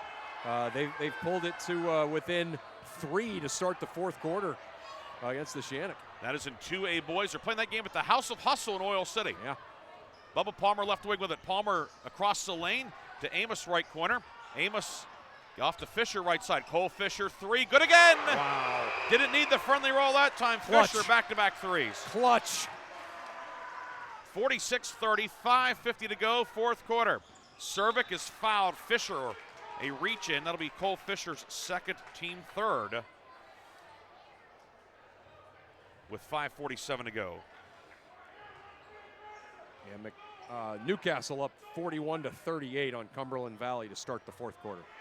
That game is down the road at the Nika High Fieldhouse. Here, Mercer leading a Lawrence County team. Mostly Lawrence County. There's a little bit of Beaver County that goes to Ellwood City. That's right, yeah. 46-30. Top of the key, Cervic on the way, 3, no good. Rebound comes out to Chris Smiley. Smiley fadeaway jumper from the foul line won't go. Ball tipped around and McCracken collects it for Mercer. Here come the Mustangs. Outlet ahead for Fisher. Whips it inside for McCracken off his hands though. Cervic grabs it, 3-on-2. Threads the needle ahead to a streaking Smiley. Lefty layup, no good. Rebound grabbed by Palmer and Mercer with it now. Yeah. McCracken on the near wing with it. And now out to Bubba Palmer. 5:05 to go. 46-30. Mercer on top and with the ball, but a steal up top. Tyler Smiley the steal. Smiley into the lane, goes all the way, puts it up. Good and a foul. Went off the very top of the backboard and dropped in. And Smiley the steal and the score. He has a 3-point opportunity. And doors staying open for Ellwood City. Oh, sure. Like you said, they're not going to go quietly, which is why it's been really impressive to watch Mercer manage the game. See, the Mercer coaches are asking about that. Like, didn't that go up off the top? I think it stayed on the backboard. I think they're right. It did not hit the support. Yep. It can go off the top. Of course, the way the basket support here is at Mercer, it's a little bit of a different setup, but yeah, we have a good view from where we are. It hit the top front of the backboard. Skimmed like a rock up the top and came back down. Fouls on Heckman, by the way. His first, team fourth. Ellwood also in the bonus the rest of the game now. 4:56 to go. Smiley completes a 3-point play. It's 46-33, but just feels like the waters are getting a bit choppy for Mercer. Oh, yeah. Yeah, that's a good analogy for sure. Cuevas back in for Ellwood City. Double team by him and Smiley on Godfrey. Godfrey over to McCracken left side. And off to Chiappini. Ryder Chiappini down the lane, right side to Amos. Amos 3 on the way, good. He combs the waters with a 3. Wow. 13 for Amos. Jeez, they have made, we saw it last night, certainly with Grove City, making the clutch threes. Mercer, there's been a few of these where I've gone, no, yes, but they have stayed in attack mode. It's paid off. 49-33, 4:30 to go. Down court, the pass by Lake, deflected away by Chiappini. Gives it over to Godfrey. Here comes Mercer. Godfrey out to Amos. with 4:22 to go. Yeah, you start to get the feel here if you're Mercer. Like, you got the ball, you spread the floor. Well, we're not losing this game. Fisher driving kick right side to McCracken. McCracken in the corner, up top to Chiappini with 4:10 to go. Toss it over for Cole Fisher. Cole Fisher's played a great floor game today from that point guard position. And 2 big threes in the fourth quarter as well to complement that. Yeah. We'll have our media timeout on the next stoppage as we're down to 3:52 to go in the fourth. McCracken left side. Remember, Mercer 13-2 when getting to the 50-point mark this year. They're at 49 right now are the Mustangs, and a foul will be called up top. Foul's going to go on Jackson Kerr. His first, team first, and we've reached our media timeout. 49-33, Mercer lead. We'll come back with more fourth quarter action. We have a big update on the Farrell girls as well. We'll have that when we come back as well. Mercer looking to close out this one on Sports Radio 96.7. 73 Lock, Stock, and Barrel open their doors and serve their first of over 3 million giant submarine sandwiches. And they still serve 42 whole subs on 15-inch buns. Lock, Stock, and Barrel also has burgers, specialty sandwiches, wraps, gyros, salads, wings, and even breakfast. Lock, Stock, and Barrel is also a full-service deli. Party rings, meat and cheese trays, and cold veggie trays are all available. Open Tuesday through Saturday. Closed Sundays and Mondays. The fourth quarter is brought to you by Shell Restoration, the area's #1 roofing, siding, windows, and gutter installer. We are back here at Mercer High School. Ryan Briggs, Chris Burtch with you. We promised you the Farrell girls update when we came back. Chris, without further delay. Hey, Farrell Steelers down 16-11 at the end of the first quarter. Closed it to 24 all at the half. They're now up 40-34 on St. Joseph. So the District 10 champion Farrell Steelers under Coach Ed Tarosky playing a great first-round game against St. Joe's. 2 minutes to go in the third in that one. Winner of that one gets Bishop Carroll or Coudersport. That's a 3 o'clock tip. Oh, boy. Today. Yeah, Lakeview up 30-27 now on Char Houston mid-third. 2A boys, 30-27 as Chris said. That game's on 790 WPIC and also video on Sports Radio 96.7 Facebook Live. So when we finish up, you can switch over and catch the finish there, or I guess if you drove fast enough from here, you might be able to catch the end of that one. We are about a quarter ahead of them, but here Mercer ahead of Ellwood City, looking to earn a trip to the second round of the state tournament for the second straight season. McCracken doubled Ellwood City, now half-court trap, Chris. Yeah, they got to do something, right? Mercer's just spreading the floor and running them around. Fisher over to Godfrey. Ben Godfrey, top of the key, back to Fisher near wing. Into the high post for Palmer. Kicks over to Chiappini, drives in, puts it up, and he's hammered by Lake. And Ryder Chiappini will shoot 2 with 3:20 to go. So they come out in their half-court trap. Mercer takes about 40 seconds off the clock. Hits Chiappini middle to backside. And Lake comes over and commits the foul. That's about a perfect possession when you're trying to ice a game away up 16. Lake's third, team second. Chiappini 2 for 2 at the line today. Misses that one short. Chiappini with 10. One of 3 Mustangs in double figures. Amos with 13. Godfrey 10. Chiappini with 10. 3:20 to go. Chiappini now with 11 as he hits that one. And it's 50-33. The largest lead of the day for Mercer. Cervic in the backcourt. Caleb Cervic right side over to Lake. Lake doubled in the corner. Finds Schweinsberg down the lane. Layup up and good with the right hand. Chucky Schweinsberg flashed open for his first points. Yeah, nice. It's a way to attack a zone. 50-35, 3 minutes to go fourth quarter. Godfrey stripped by Kerr at midcourt. Schweinsberg with it. Schweinsberg into the lane, puts it up and in. Back-to-back hoops from Schweinsberg. 50-37, 2:50 to go. Each team does have 4 timeouts remaining. Yeah. Arrow belongs to Mercer. Fisher works over to Palmer, left side, into Chiappini on the block, and Chiappini fouled by Kerr. That'll be Kerr's second, team third. Not a bad foul for Ellwood City. I was just going to say, he looked upset when he made that call. That's fine, right? They're going to have to start chasing here soon. Still down 13. Tyler Smiley in, Schweinsberg out, and we're going to have a timeout, timeout taken by Mercer. No, Ellwood's taking it. 30-second timeout. We'll take it as well. 2:42 to go. Back with more after this on Sports Radio 96.7. I'm classic. I'm extremely sarcastic. I'm in love with this band. I'm the #1 fan. I'm a musical genius. Let your t-shirt do the talking. We've got just the message you're looking for. Need a customized t-shirt? Then stop at 2J's and a B Custom Screen Printing in Hermitage. From your favorite prints to customized t-shirts, hoodies, and more. Shop 2J's and a B Custom Screen Printing with big city design right here at home. 2J's and a B Custom Screen Printing on East State Street in Hermitage. The fourth quarter is brought to you by Shell Restoration, the area's #1 roofing, siding, windows, and gutter installer.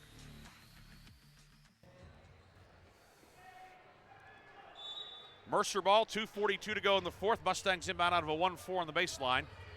Out to Godfrey on the near wing. Ball knocked away from behind by Chris Smiley, but ends up in Fisher's hands. Amos back to Fisher near wing. Ellwood continuing to chase defensively, and a foul will be committed. With 2:31 to go. That's the fourth in the quarter on Ellwood. And it goes on Caleb Cervic, his first. Team fourth. And timeout taken by Ellwood City again. With 2:31 to go. Timeout Wolverines, 2:31 to go. 50-37, Mercer leads. We'll be back after this on Sports Radio 96.7. Confidence? Mancino's Driving School is your go-to destination for top-notch driving education. Whether you're a teen or an adult, Mancino's experienced instructors ensure you're equipped with essential skills and safety tips. Offering flexible schedules and personalized lessons, Mancino's Driving School make learning to drive convenient and effective. Visit our website at mancinosdrivingschool.com to enroll today and begin your journey toward becoming a safe, independent driver. The fourth quarter is brought to you by Shell Restoration, the area's #1 roofing, siding, windows, and gutter installer. And we are back here at Mercer High School. I believe our volume went way down for a moment, at least on our radio feed. So we apologize for that. Art Shannon will let us know. I think I know what happened. Either way, 2:31 to go in the fourth. I think I know what happened. I think I know what I needed to do to fix it. He says we're good now. So thanks, Art. That's why he's the people's champ. That's right. Yeah. But when you have this many cords and cables, sometimes something gets bumped, and that is what happened. And an inbound to Fisher in the backcourt. He is fouled. Kerr with a reach in. His third, team fifth, and now Cole Fisher will go to the line for the first time today. 62% on the season, 24 out of 39. 6 points all in the fourth quarter for the 5'10 junior Cole Fisher. Yeah, he's been great. He's done everything you would need a point guard to do in the second half of a game to milk it away. Hit those two big threes like you mentioned. He's played a great floor game. First one long, no good. Update from Lakeview, 37-31. Sailors lead Shar Houston, end of three. End of three, yeah. Kerr out. Schweinsberg back in for Ellwood City with 2:30 to go in the fourth. Line to the right for Cole Fisher. Ames shoots, and that one rattles in. Fisher was 7, 51-37. Mercer staying in the 1-3-1. Cervic over the timeline. Caleb Cervic with it into the lane. Cervic with the left hand throws it up on the backboard, no good. Rebound. Ben Godfrey collects it, and then he is fouled on the run out by Smiley. Tyler Smiley picks up the fourth, and Ben Godfrey will go to the line for the first time this afternoon. Yeah, Godfrey just again getting that, collecting that loose ball and dribbling out and earning the foul. Down to 2:17 to go in the fourth. Don't forget, after the game, one of the Reinhardt's and Shorts player of the game and the lock, stock, and barrel sub of the game, as well as scores from around the PIAA tournament. We also have a few site updates for Tuesday night. Wow. Godfrey short on that one. Quickly, we can tell you the Grove City boys will play Cathedral Prep 7 p.m. Tuesday night at Penn West Edinboro. Okay. The Sharon boys will play Bell Vernon at North Allegheny 6 o'clock Tuesday. And the second free throw is good for Godfrey. 11 for Godfrey. Kennedy and Neshannock at Union, right? Yes, Kennedy and Neshannock girls, 7:30 at Union High School. It's Newcastle Union District 7. Shot inside, saved by Smiley. Kick out three, good for Chris Smiley. Chris Smiley now with 13, hitting the three, his third three of the afternoon, 52-40, and a foul in the backcourt. Yeah, you better always clarify that whenever we talk about Union. It is the District 7 Union Newcastle. You don't want to end up in Reimersburg. No, especially for a game against two schools that are about 15 minutes away from Union Newcastle. So I got the 4A girls scores here, Briggsy, too. First, we have a foul on Chris Smiley, his second, and Bubba Palmer to shoot 2. We'll get you those between the update or between the free throws. First one is good for Palmer. Bubba Palmer was 6. Go ahead, Chris. Fairview is losing to Elizabeth Forward 34-32 and 3. Harbor Creek is up 32-30 on South Park and 3. Oakland Catholic and Slippery Rock season 80-29. Bubba Palmer goes 2 for 2. 54-40, a minute 50 to go in the fourth. Lake pulls up right side, 3, Lake short, no good. Rebound grabbed by Schweinsburg. Jumper banks it home. Schweinsburg 6 in the fourth quarter, 54-42. A minute 40 to go, and a foul in the backcourt. The winner of this one takes on the winner of Aliquippa and Westmont Hilltop, and the Quips are up 38-18 at the half. So if Ellwood City is able to rally late, there would be a league rematch. Foul is on Tyler Smiley. He will be disqualified with a minute 42 to go. 5 points and 5 fouls for the junior Smiley. And if it's Mercer winning, well, it'll be Mercer and Aliquippa Wednesday night in the second round of the state tournament. Palmer, line to the right. First one is good for Bubba Palmer. 55-42. Palmer came in at 77%. It's 3 for 3 today. Palmer aims, shoots, and off the back of the rim doesn't go. Rebound grabbed by McCracken. He's fouled. Oh, no, a travel called first. Travel called, so it will be Ellwood ball with a minute 40 to go. Wolverines still have 2 timeouts left. So this one is not over. No. Schweinsburg in the backcourt to Chris Smiley, over to Cervic. Cervic along the right sideline to Lake. Inside for the cutting Schweinsburg. Pulls up. Good, and a foul. Chucky Schweinsburg heating up in the fourth quarter. He has a 3-point opportunity, and the lead is cut to 55-44. Yeah. Boy, I tell you what, if this would have happened about 3 or 4 minutes ago, there'd be a lot more anxiety. Foul on Godfrey, his 4th, team 5th. Ellwood City now into the bonus for the rest of the game. Cuevas back to the table for Ellwood, but he's there for the shooter, Schweinsburg. Godfrey out. Jake Cunningham returns for Mercer. 1:31 to go. It's an 11-point game. Schweinsburg, 75% free throw shooter, gets that one to rattle home. He'll check out after making the free throw.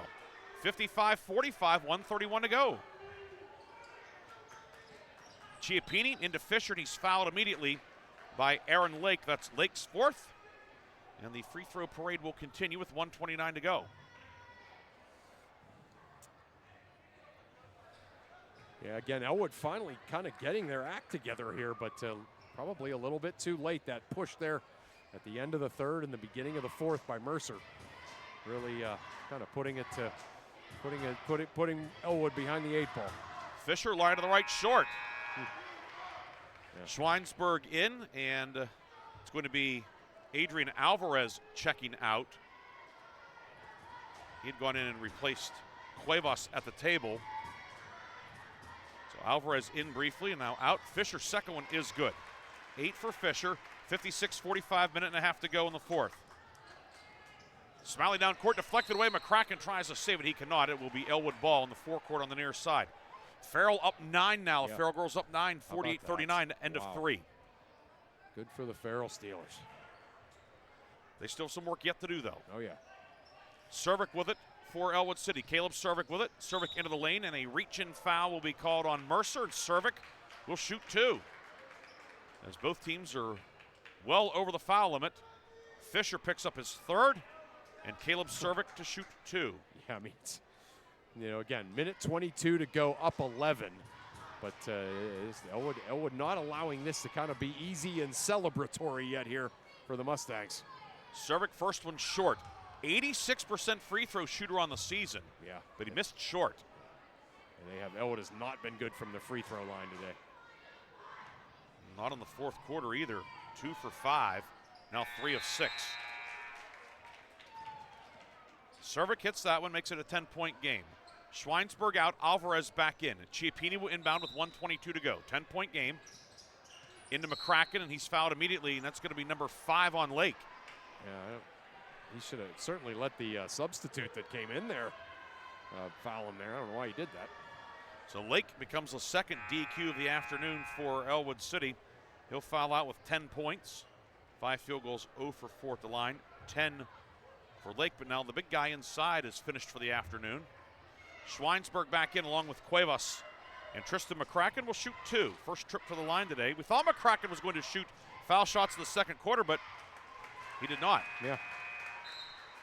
First one up and in for McCracken. Third point of the game for him. 57-46. Line to the right. Puts it up and rattles around and drops in. McCracken goes 2 for 2. 12-point game, 1:18 to go. Into the front court comes Cervic. Right side to Chris Smiley. High arcing 3, short. Rebound out to the top of the key, grabbed by Palmer. Palmer into the forecourt. Palmer goes all the way, lays it up and in, and that may send the Mercer Mustangs to the second round. Yeah. Now it's getting a little celebratory in here. 10 for Palmer, a minute to go. Into the lane, Schweinsberg, jumper, no, but a foul. Chucky Schweinsberg says, hey, hold the party. Foul on Ryder Chiappini, his second. Schweinsberg to shoot 2. Chucky Schweinsberg, 9 points all in the fourth quarter. Wow. Line to the left. Ames shoots and good. 60-47, 59 seconds to go in the fourth. Schweinsberg puts it up and good again. Schweinsberg coming alive in the fourth quarter. 12-point game, down court, Fisher behind the defense. Ellwood City lost track of him. Cole Fisher lays it up and in. 62-48, and a timeout will be taken by whom? Ellwood. Ellwood taking the timeout, 62-48. Timeout, Ellwood City with 55 seconds to go. We'll take a quick break, come back with a finish. Mercer looks to close it out when we come back on Sports Radio 96.7.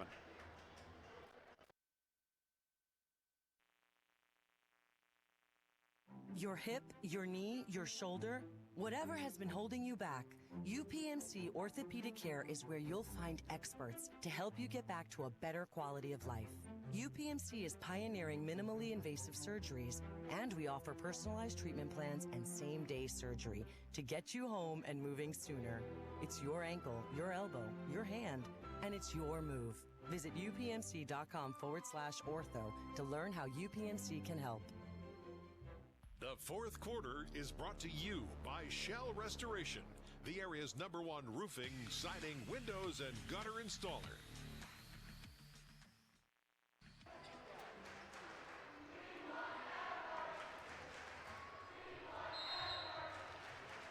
Ellwood ball coming out of the timeout, 55 seconds to go.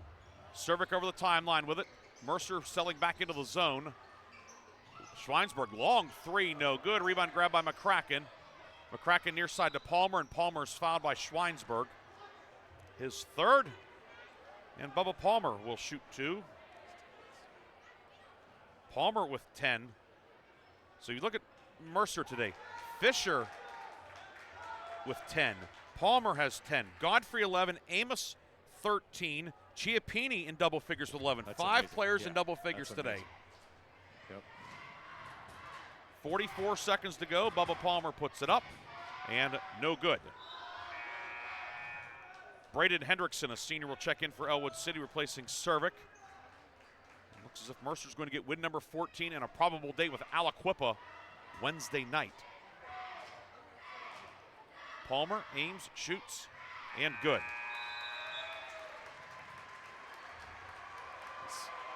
Little curtain call for the senior, Bubba Palmer. Palmer checks out, a lot of hugs and high fives. Mustangs will win what turns out to be their home finale. He makes his last shot in the gym too, right?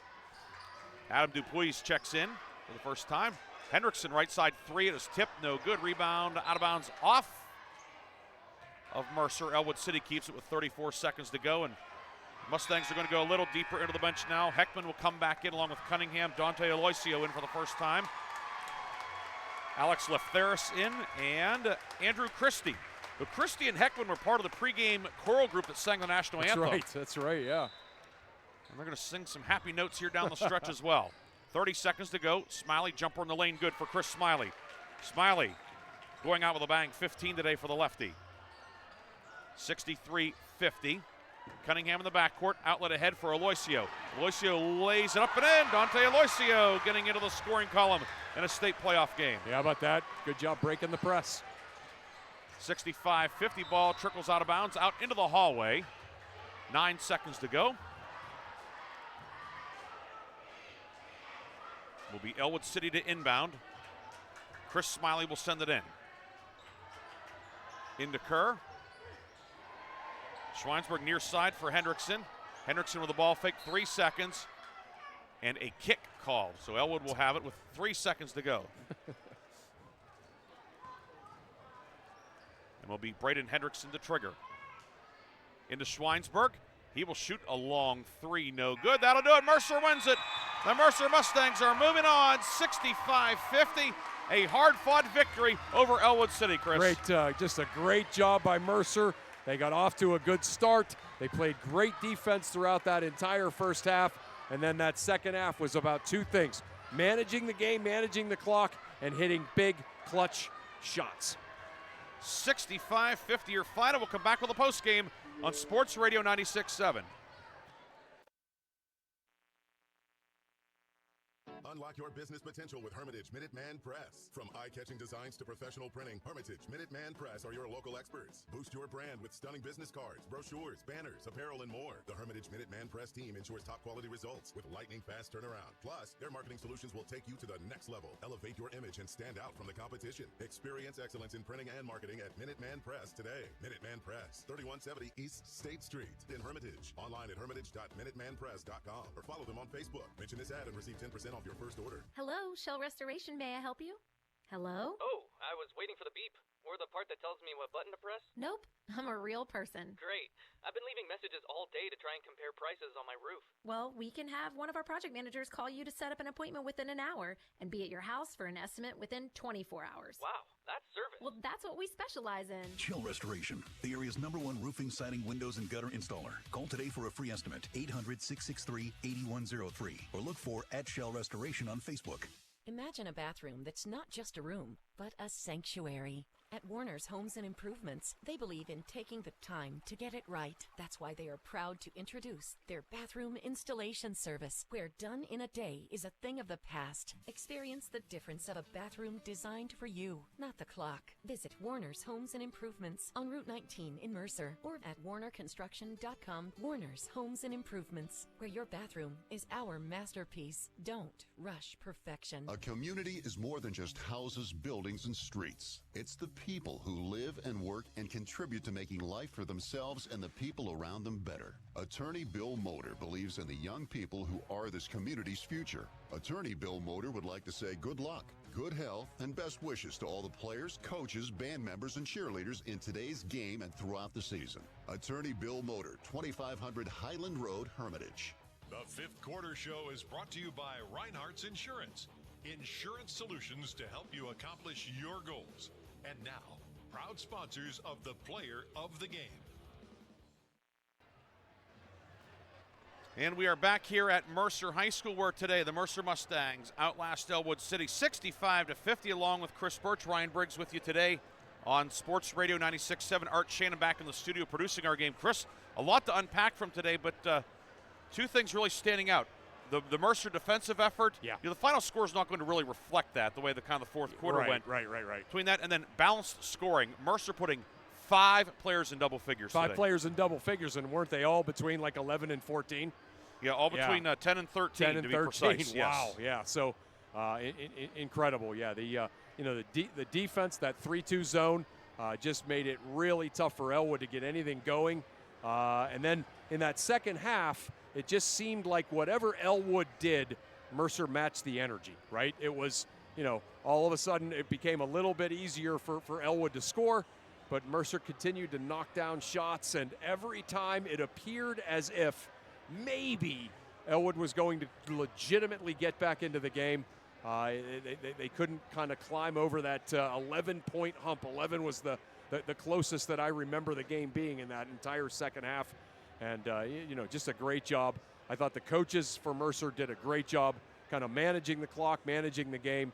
And the players, again, terrific, just clutch play clutch shots. Certainly Cole Fisher hitting a couple of big ones. Jaden Amos hitting a couple of big ones, kind of in that stretch that stood out to me. So, just a great job.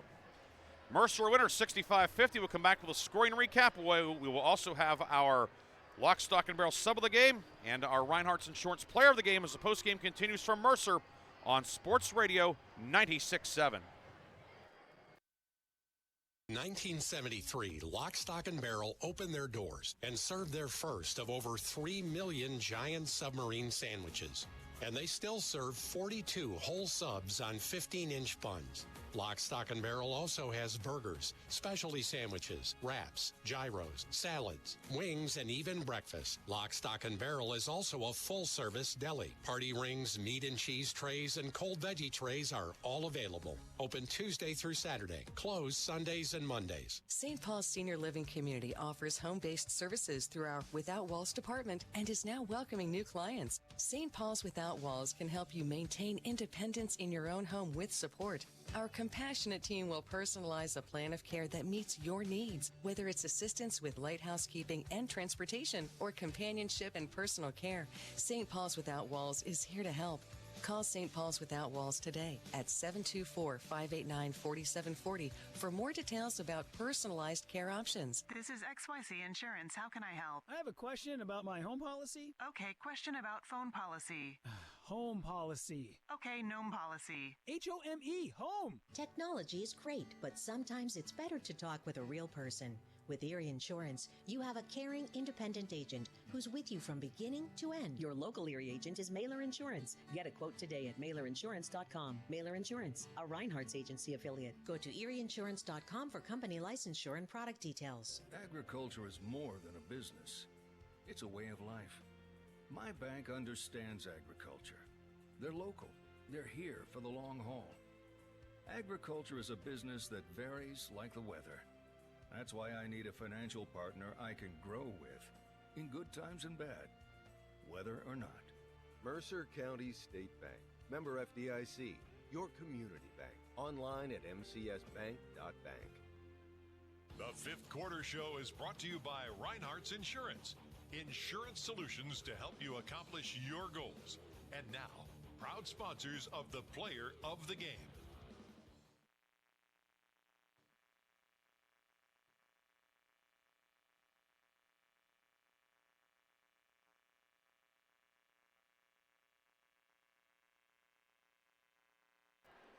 And we are back here at Mercer High School. Ryan Briggs and Chris Burtch with you. We had a minor delay there as had to get some cords straightened out. But the Mercer Mustangs, they get things straightened out today. Final score, 65-50 over Ellwood City in this PIAA Class 3A first round game. The scoring recap in this one, Mercer today, 5 men in double figures. Jaden Amos led the way with 13 points. 2 twos, 3 threes for 13. Ben Godfrey, 5 twos, 1 of 2 at the line for 11. Ryder Chiappini, 4 field goals, 3 of 4 at the line for 11. Bubba Palmer added 11, 2 twos and a 3, 4 of 6 at the line. He had 11. Cole Fisher, 10 points all in the fourth quarter. A 2, 2 threes, 2 for 4 at the line for 10. Tristan McCracken, a field goal, 2 for 2 at the line. He had 4. Tyler Heckman, a 3 for 3 points. Dante Aloisio, a basket for 2. And Adam Dupuis, Jake Cunningham, Andrew Christie, Alex Leftheris all played, did not score for Mercer. Mustangs, 16 twos, 7 threes, 12 of 18 at the line, 65 points. For Ellwood City, the Wolverines put 3 men in double figures. Chris Smiley leads the way with 15 in his final game, 3 twos, 3 threes for 15. 11 for Chucky Schweinsberg, all in the fourth quarter. Yeah. 4 field goals, 3 of 3 at the line for 11. Aaron Lake with 10, 5 field goals, 0 for 4 at the line for 10 before fouling out. Elsewhere was Jackson Kerr, 2 field goals, 2 for 3 at the line, 6 points. Tyler Smiley off the bench, 2 field goals, 1 of 1 at the line for 5. Caleb Cervic, a basket, 1 of 2 at the line for 3 points. And both Braden Hendrickson, Michael Cuevas, and Adrian Alvarez, all 3 of those players played, did not score. Ellwood City today, 17 twos, 3 threes, 7 of 13 at the line, 50 points. Mercer never trailed today. Mustangs led 10-6 after 1, 28-13 at the half, 40-27 after 3, and your final today, 65-50. It is Mercer advancing to the second round of the state tournament with the win. Mustangs are 14-11. Ellwood City wraps up the season at 15-12. We will take our final break. We'll come back with our post-game awards. We'll look to get Mercer head coach Joe Vanasco up here as well. More post-game after this on Sports Radio 96.7. Your hip, your knee, your shoulder, whatever has been holding you back, UPMC Orthopedic Care is where you'll find experts to help you get back to a better quality of life. UPMC is pioneering minimally invasive surgeries, and we offer personalized treatment plans and same-day surgery to get you home and moving sooner. It's your ankle, your elbow, your hand, and it's your move. Visit upmc.com/ortho to learn how UPMC can help. St. Paul's Without Walls Home-Based Services is seeking compassionate individuals who love to help others and who will nurture meaningful relationships with the clients we care for. Parents with school-aged children, college students, retirees, or anyone seeking a role that fits around their life will find this opportunity especially rewarding. Visit stpaul's1867.org/join our team to apply for a companion or care partner position with St. Paul's Without Walls Home-Based Services. St. Paul's is an equal opportunity employer. If you haven't tuned in to the Pick Sports Line with Bob Greenberg and Hugh Ringer lately, here's what you're missing. The Steeler way, in my mind, is almost dead. Well, what is the Steeler way now? Throwing the ball all over the field? How about the Steelers have, Hugh, the last 19 years, do you understand this stat? 19 years, they've won, in 15 of those years, they did not win a playoff game. I know that. So why were we talking about the Steeler way? You beat me with that crap every week, Bob. I'm aware of that. But there are other things you look at. The Steeler way, it needs to be changed. That's the point of it. They need to tweak the organization to get winning again. They're going to have to get receivers. You and I both know that. And as far as I'm concerned, they need to keep 3 of their receivers that are on this roster right now. Which ones? I know you're going to argue with me, but Pickens is one of them. Another one is The Pick Sports Line, presented by Flynn's Tire and Auto Service. Mondays from 5 till 7 on 790 WPIC and Sports Radio 96.7. The Fifth Quarter Show is brought to you by Reinhardt's Insurance. Insurance solutions to help you accomplish your goals. And now, proud sponsors of the Player of the Game. Back here one final time at Mercer High School, where today the Mercer boys defeat Ellwood City 65-50 in the first round of the PIAA Class 3A boys basketball playoffs, along with Chris Burtch, Ryan Briggs with you here. And it is time for our post-game awards, Chris. We'll start off with the Lock, Stock, and Barrel sub of the game, brought to you by Lock, Stock, and Barrel in Sharpsville. And today we recognize Mercer's Ryder Chiappini, 11 points today off the bench. And just from where he was when we saw him early in the year to now, he is playing as the list of guys playing better than him in our area is a very short list. Another outstanding effort for Chiappini off the bench today. Yeah, I remember when we saw them in December against Greenville. He came in and gave like a couple of good minutes, and we were like, oh, okay. Chiappini might help out a little bit, kind of almost, it seems condescendingly now, because, yeah, I mean, he has gotten so much better so fast, and he is really a key component of this Mercer Mustang machine that's now rolling on through March. Ryder Chiappini is the Lock, Stock, and Barrel sub of the game, and like all of our subs of the game, he will be entered into the Lock, Stock, and Barrel sub of the year competition. At the end of the season, we will recognize one of our area players as a Lock, Stock, and Barrel sub of the year. The sub of the year and his or her teammates will receive a sub, chips, drink, and dessert courtesy of Lock, Stock, and Barrel. Open 9 a.m. to 7 p.m. Tuesday through Saturday in the Sharpsville Plaza in Sharpsville. Congratulations to Mercer's Ryder Chiappini. 11 points today. He is the Lock, Stock, and Barrel sub of the game. And now for the Reinhardt's Insurance Player of the Game Award. And Chris, some nights or afternoons it's very easy. Yeah. This isn't one of them. No. Mercer putting 5 players in double figures today. We mentioned Ryder Chiappini with 11. He certainly was a strong candidate for the double. We've had a couple doubles this year.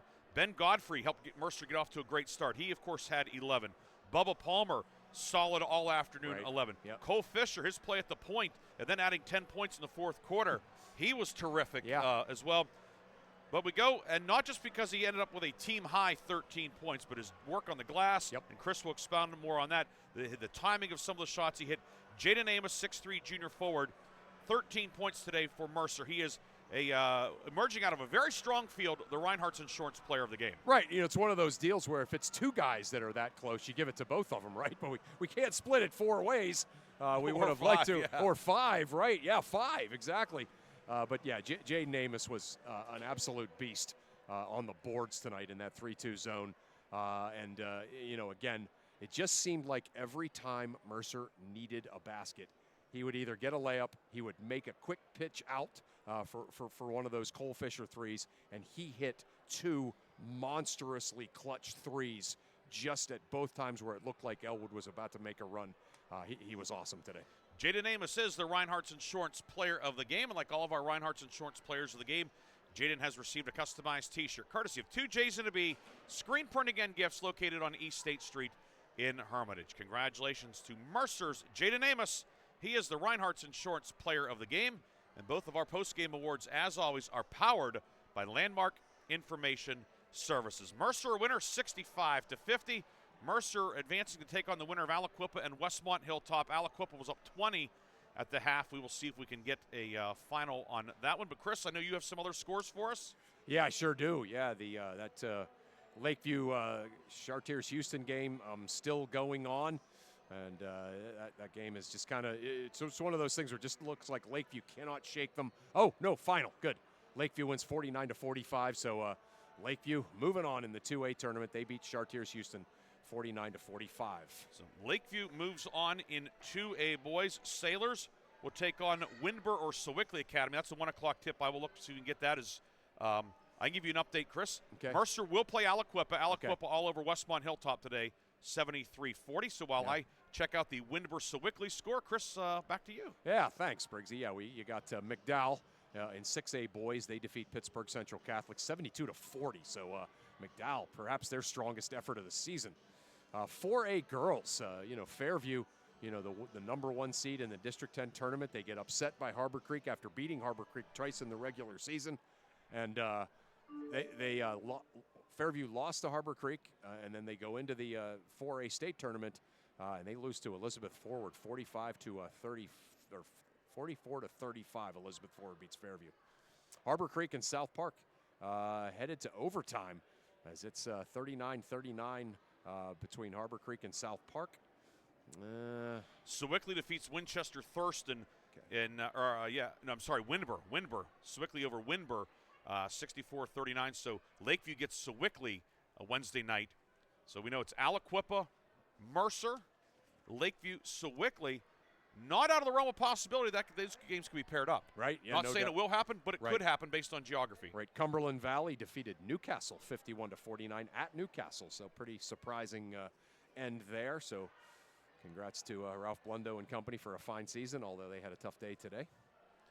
And Neshannock was pulling away from Rocky Grove. I don't have the exact update, but it looked like Neshannock was going to get that win in 2A boys.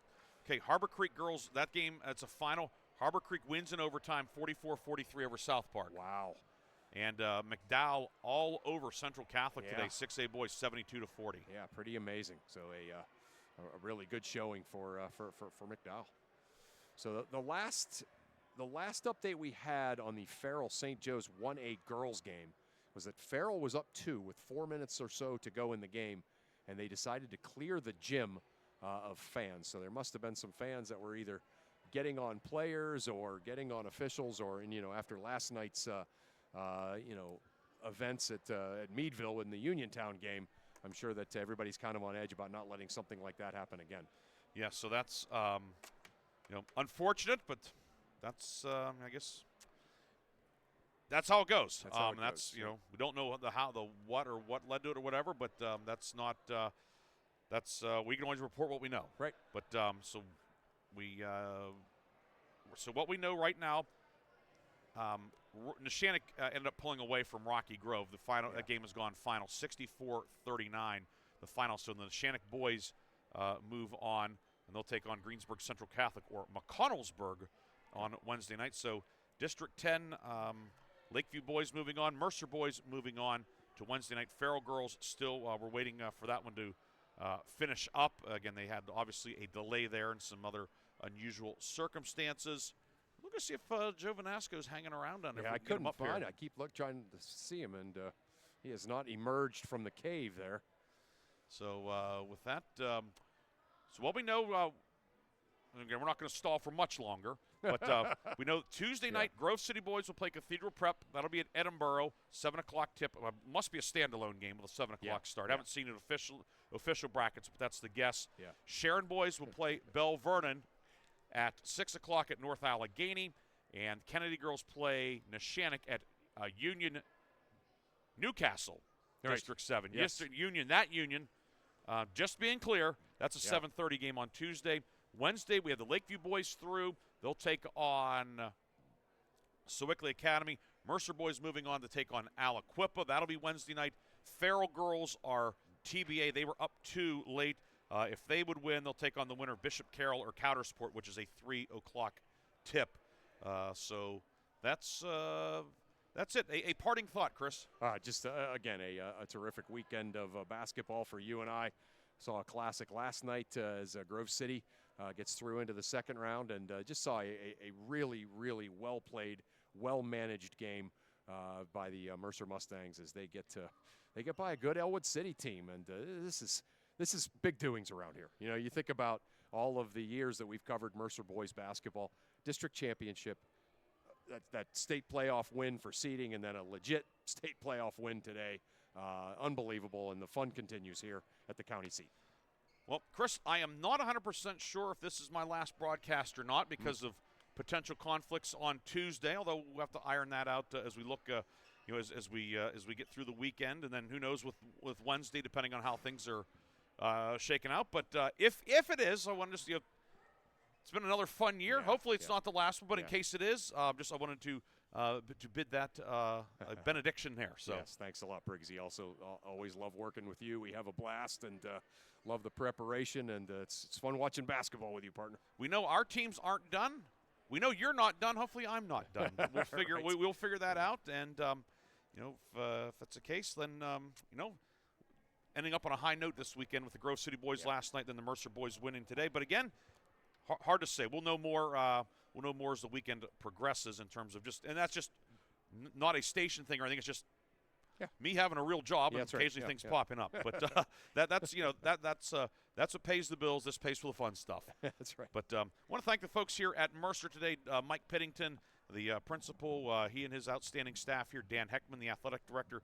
Thanks to them for everything here. Another terrific setup. We really enjoy coming to Mercer. Thanks to them for everything. Thanks to Art Shannon back in the studio for producing the game, for all the great updates throughout the day. And we always enjoy working with Art. Thanks to Bob Greenberg, our sports director and sales manager. He and Mark Slazak, along with Aaron Byro, had the the Lakeview and Chartiers Houston boys game over on 790 WPIC. For my partner Chris Burtch, this is Ryan Briggs saying so long from Mercer. The Mustangs advance to the second round, a 65-50 victory today over the Ellwood City Wolverines, and you heard it here on Sports Radio 96.7 and Sports Radio 96.7 Facebook Live. Have a great afternoon and weekend, everybody. You've been listening to High School Basketball. Tonight's game has been brought to you by the Reinhardt's Agency, Lock, Stock, and Barrel, Shell Restoration, Warner's Homes and Improvements, St. Paul's in Greenville, Grove City Area Federal. Hey, for those of you still on the Facebook feed, the Farrell girls are up 56-51 with a minute to go in the fourth. Orthopedic care to get you on your feet faster. Mercer County State Bank, Mancino's Driving School, Herman's Water, Vay's Pub and Grill, Hermitage Rotary Club. If you're struggling with prescription opioids, there is hope. Mailer Insurance, trusted for generations. Minuteman Press and One Stop Mail. DK Auto LLC in Grove City. The Cash Dollar team at Confluence Financial Partners. Honoring our... Hey, for those of you still on the Facebook feed, Joe Vanasco is going to be joining us shortly. So he's making his way up. So stay in for that. On News Talk 790 WPIC on Sports Radio 96.7. This concludes our coverage of high school sports. We now join our regularly scheduled program already in progress.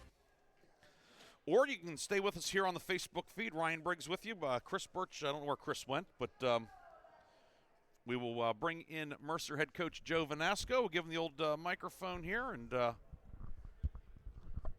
we'll get going here with Coach Vanasco. Coach, congratulations. A hard-fought victory. You have to be thrilled with your defense and having 5 guys in double figures. Congratulations. Thank you very much. Really happy when you put 5 guys in double figures the way we did. And it was pretty spread out. I think we had 1 with 13 and 3 with 11 and another with 10. It makes us difficult to guard. In the third quarter, you had the sizable lead at halftime. Ellwood City came out, it seemed a little extra energy, but you're able to withstand that run, and the next thing you know, the lead's back out to 13. Yeah, and we expected them to come out and apply more pressure, obviously, because they were behind, and they did, and they did a good job. They're well coached, and they did cause us some problems. Fortunately, we were able to knock down some shots out of it when they were pressuring us, and also get some backdoor cuts for layups, and we were able to withstand it. And it seemed like every time when you needed a big shot, somebody stepped up. Whether it was Jaden Amos, he had a couple of threes. Cole Fisher in the fourth quarter. But it was just so many guys making a contribution, whether it was in the scoring column or doing other things, getting loose balls, etc. Yeah, and that's really been us in the playoffs. We've had different guys step up. Nobody's coming in scoring 25 or 30 a game, but we have a bunch of guys that are giving us 15, 12, 10 a night. It's been very successful to us this year. And I know you talked about with Chris in the pregame, and it's something we've talked about throughout the season, but your regular season schedule, it was a rough go at times, but you're really reaping the benefits now. Absolutely, and I've said it numerous times. I think our schedule, our region was so good, and we're seeing it even in the state playoffs, how good our region was at a 4A level.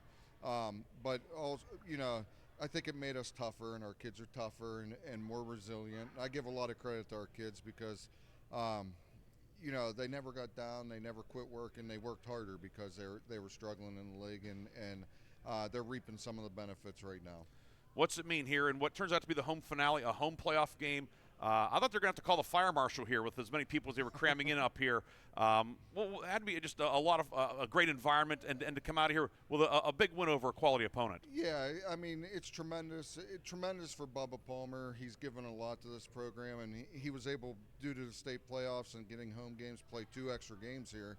And it's a real nice send-off for him. And we're just excited to be advancing. I'm excited as a coach. I get to work with my kids for another 3 days of practice to get ready for our next game. That next game will be Wednesday against Aliquippa. Coach Vanasco, congratulations on a great win today. Best of luck Wednesday night. Thank you, and thanks for coming out. I appreciate it. That is Joe Vanasco joining us here in our postgame, our extended postgame on Facebook. Mercer winner 65-50. So with that, we are going to call it an afternoon here. We appreciate Coach Vanasco coming up and joining us. We're going to end our Facebook stream here, so it's there's not going to be anything fancy, or it's just going to end. You heard the closing billboard already on the radio station, so we are going to call it an afternoon. Thanks for tuning in. Hope you enjoyed this one. The Mercer Mustangs are moving on 65-50, and you heard it here on Sports Radio 96.7 and Sports Radio 96.7 Facebook Live. Have a great afternoon and a great weekend, everybody.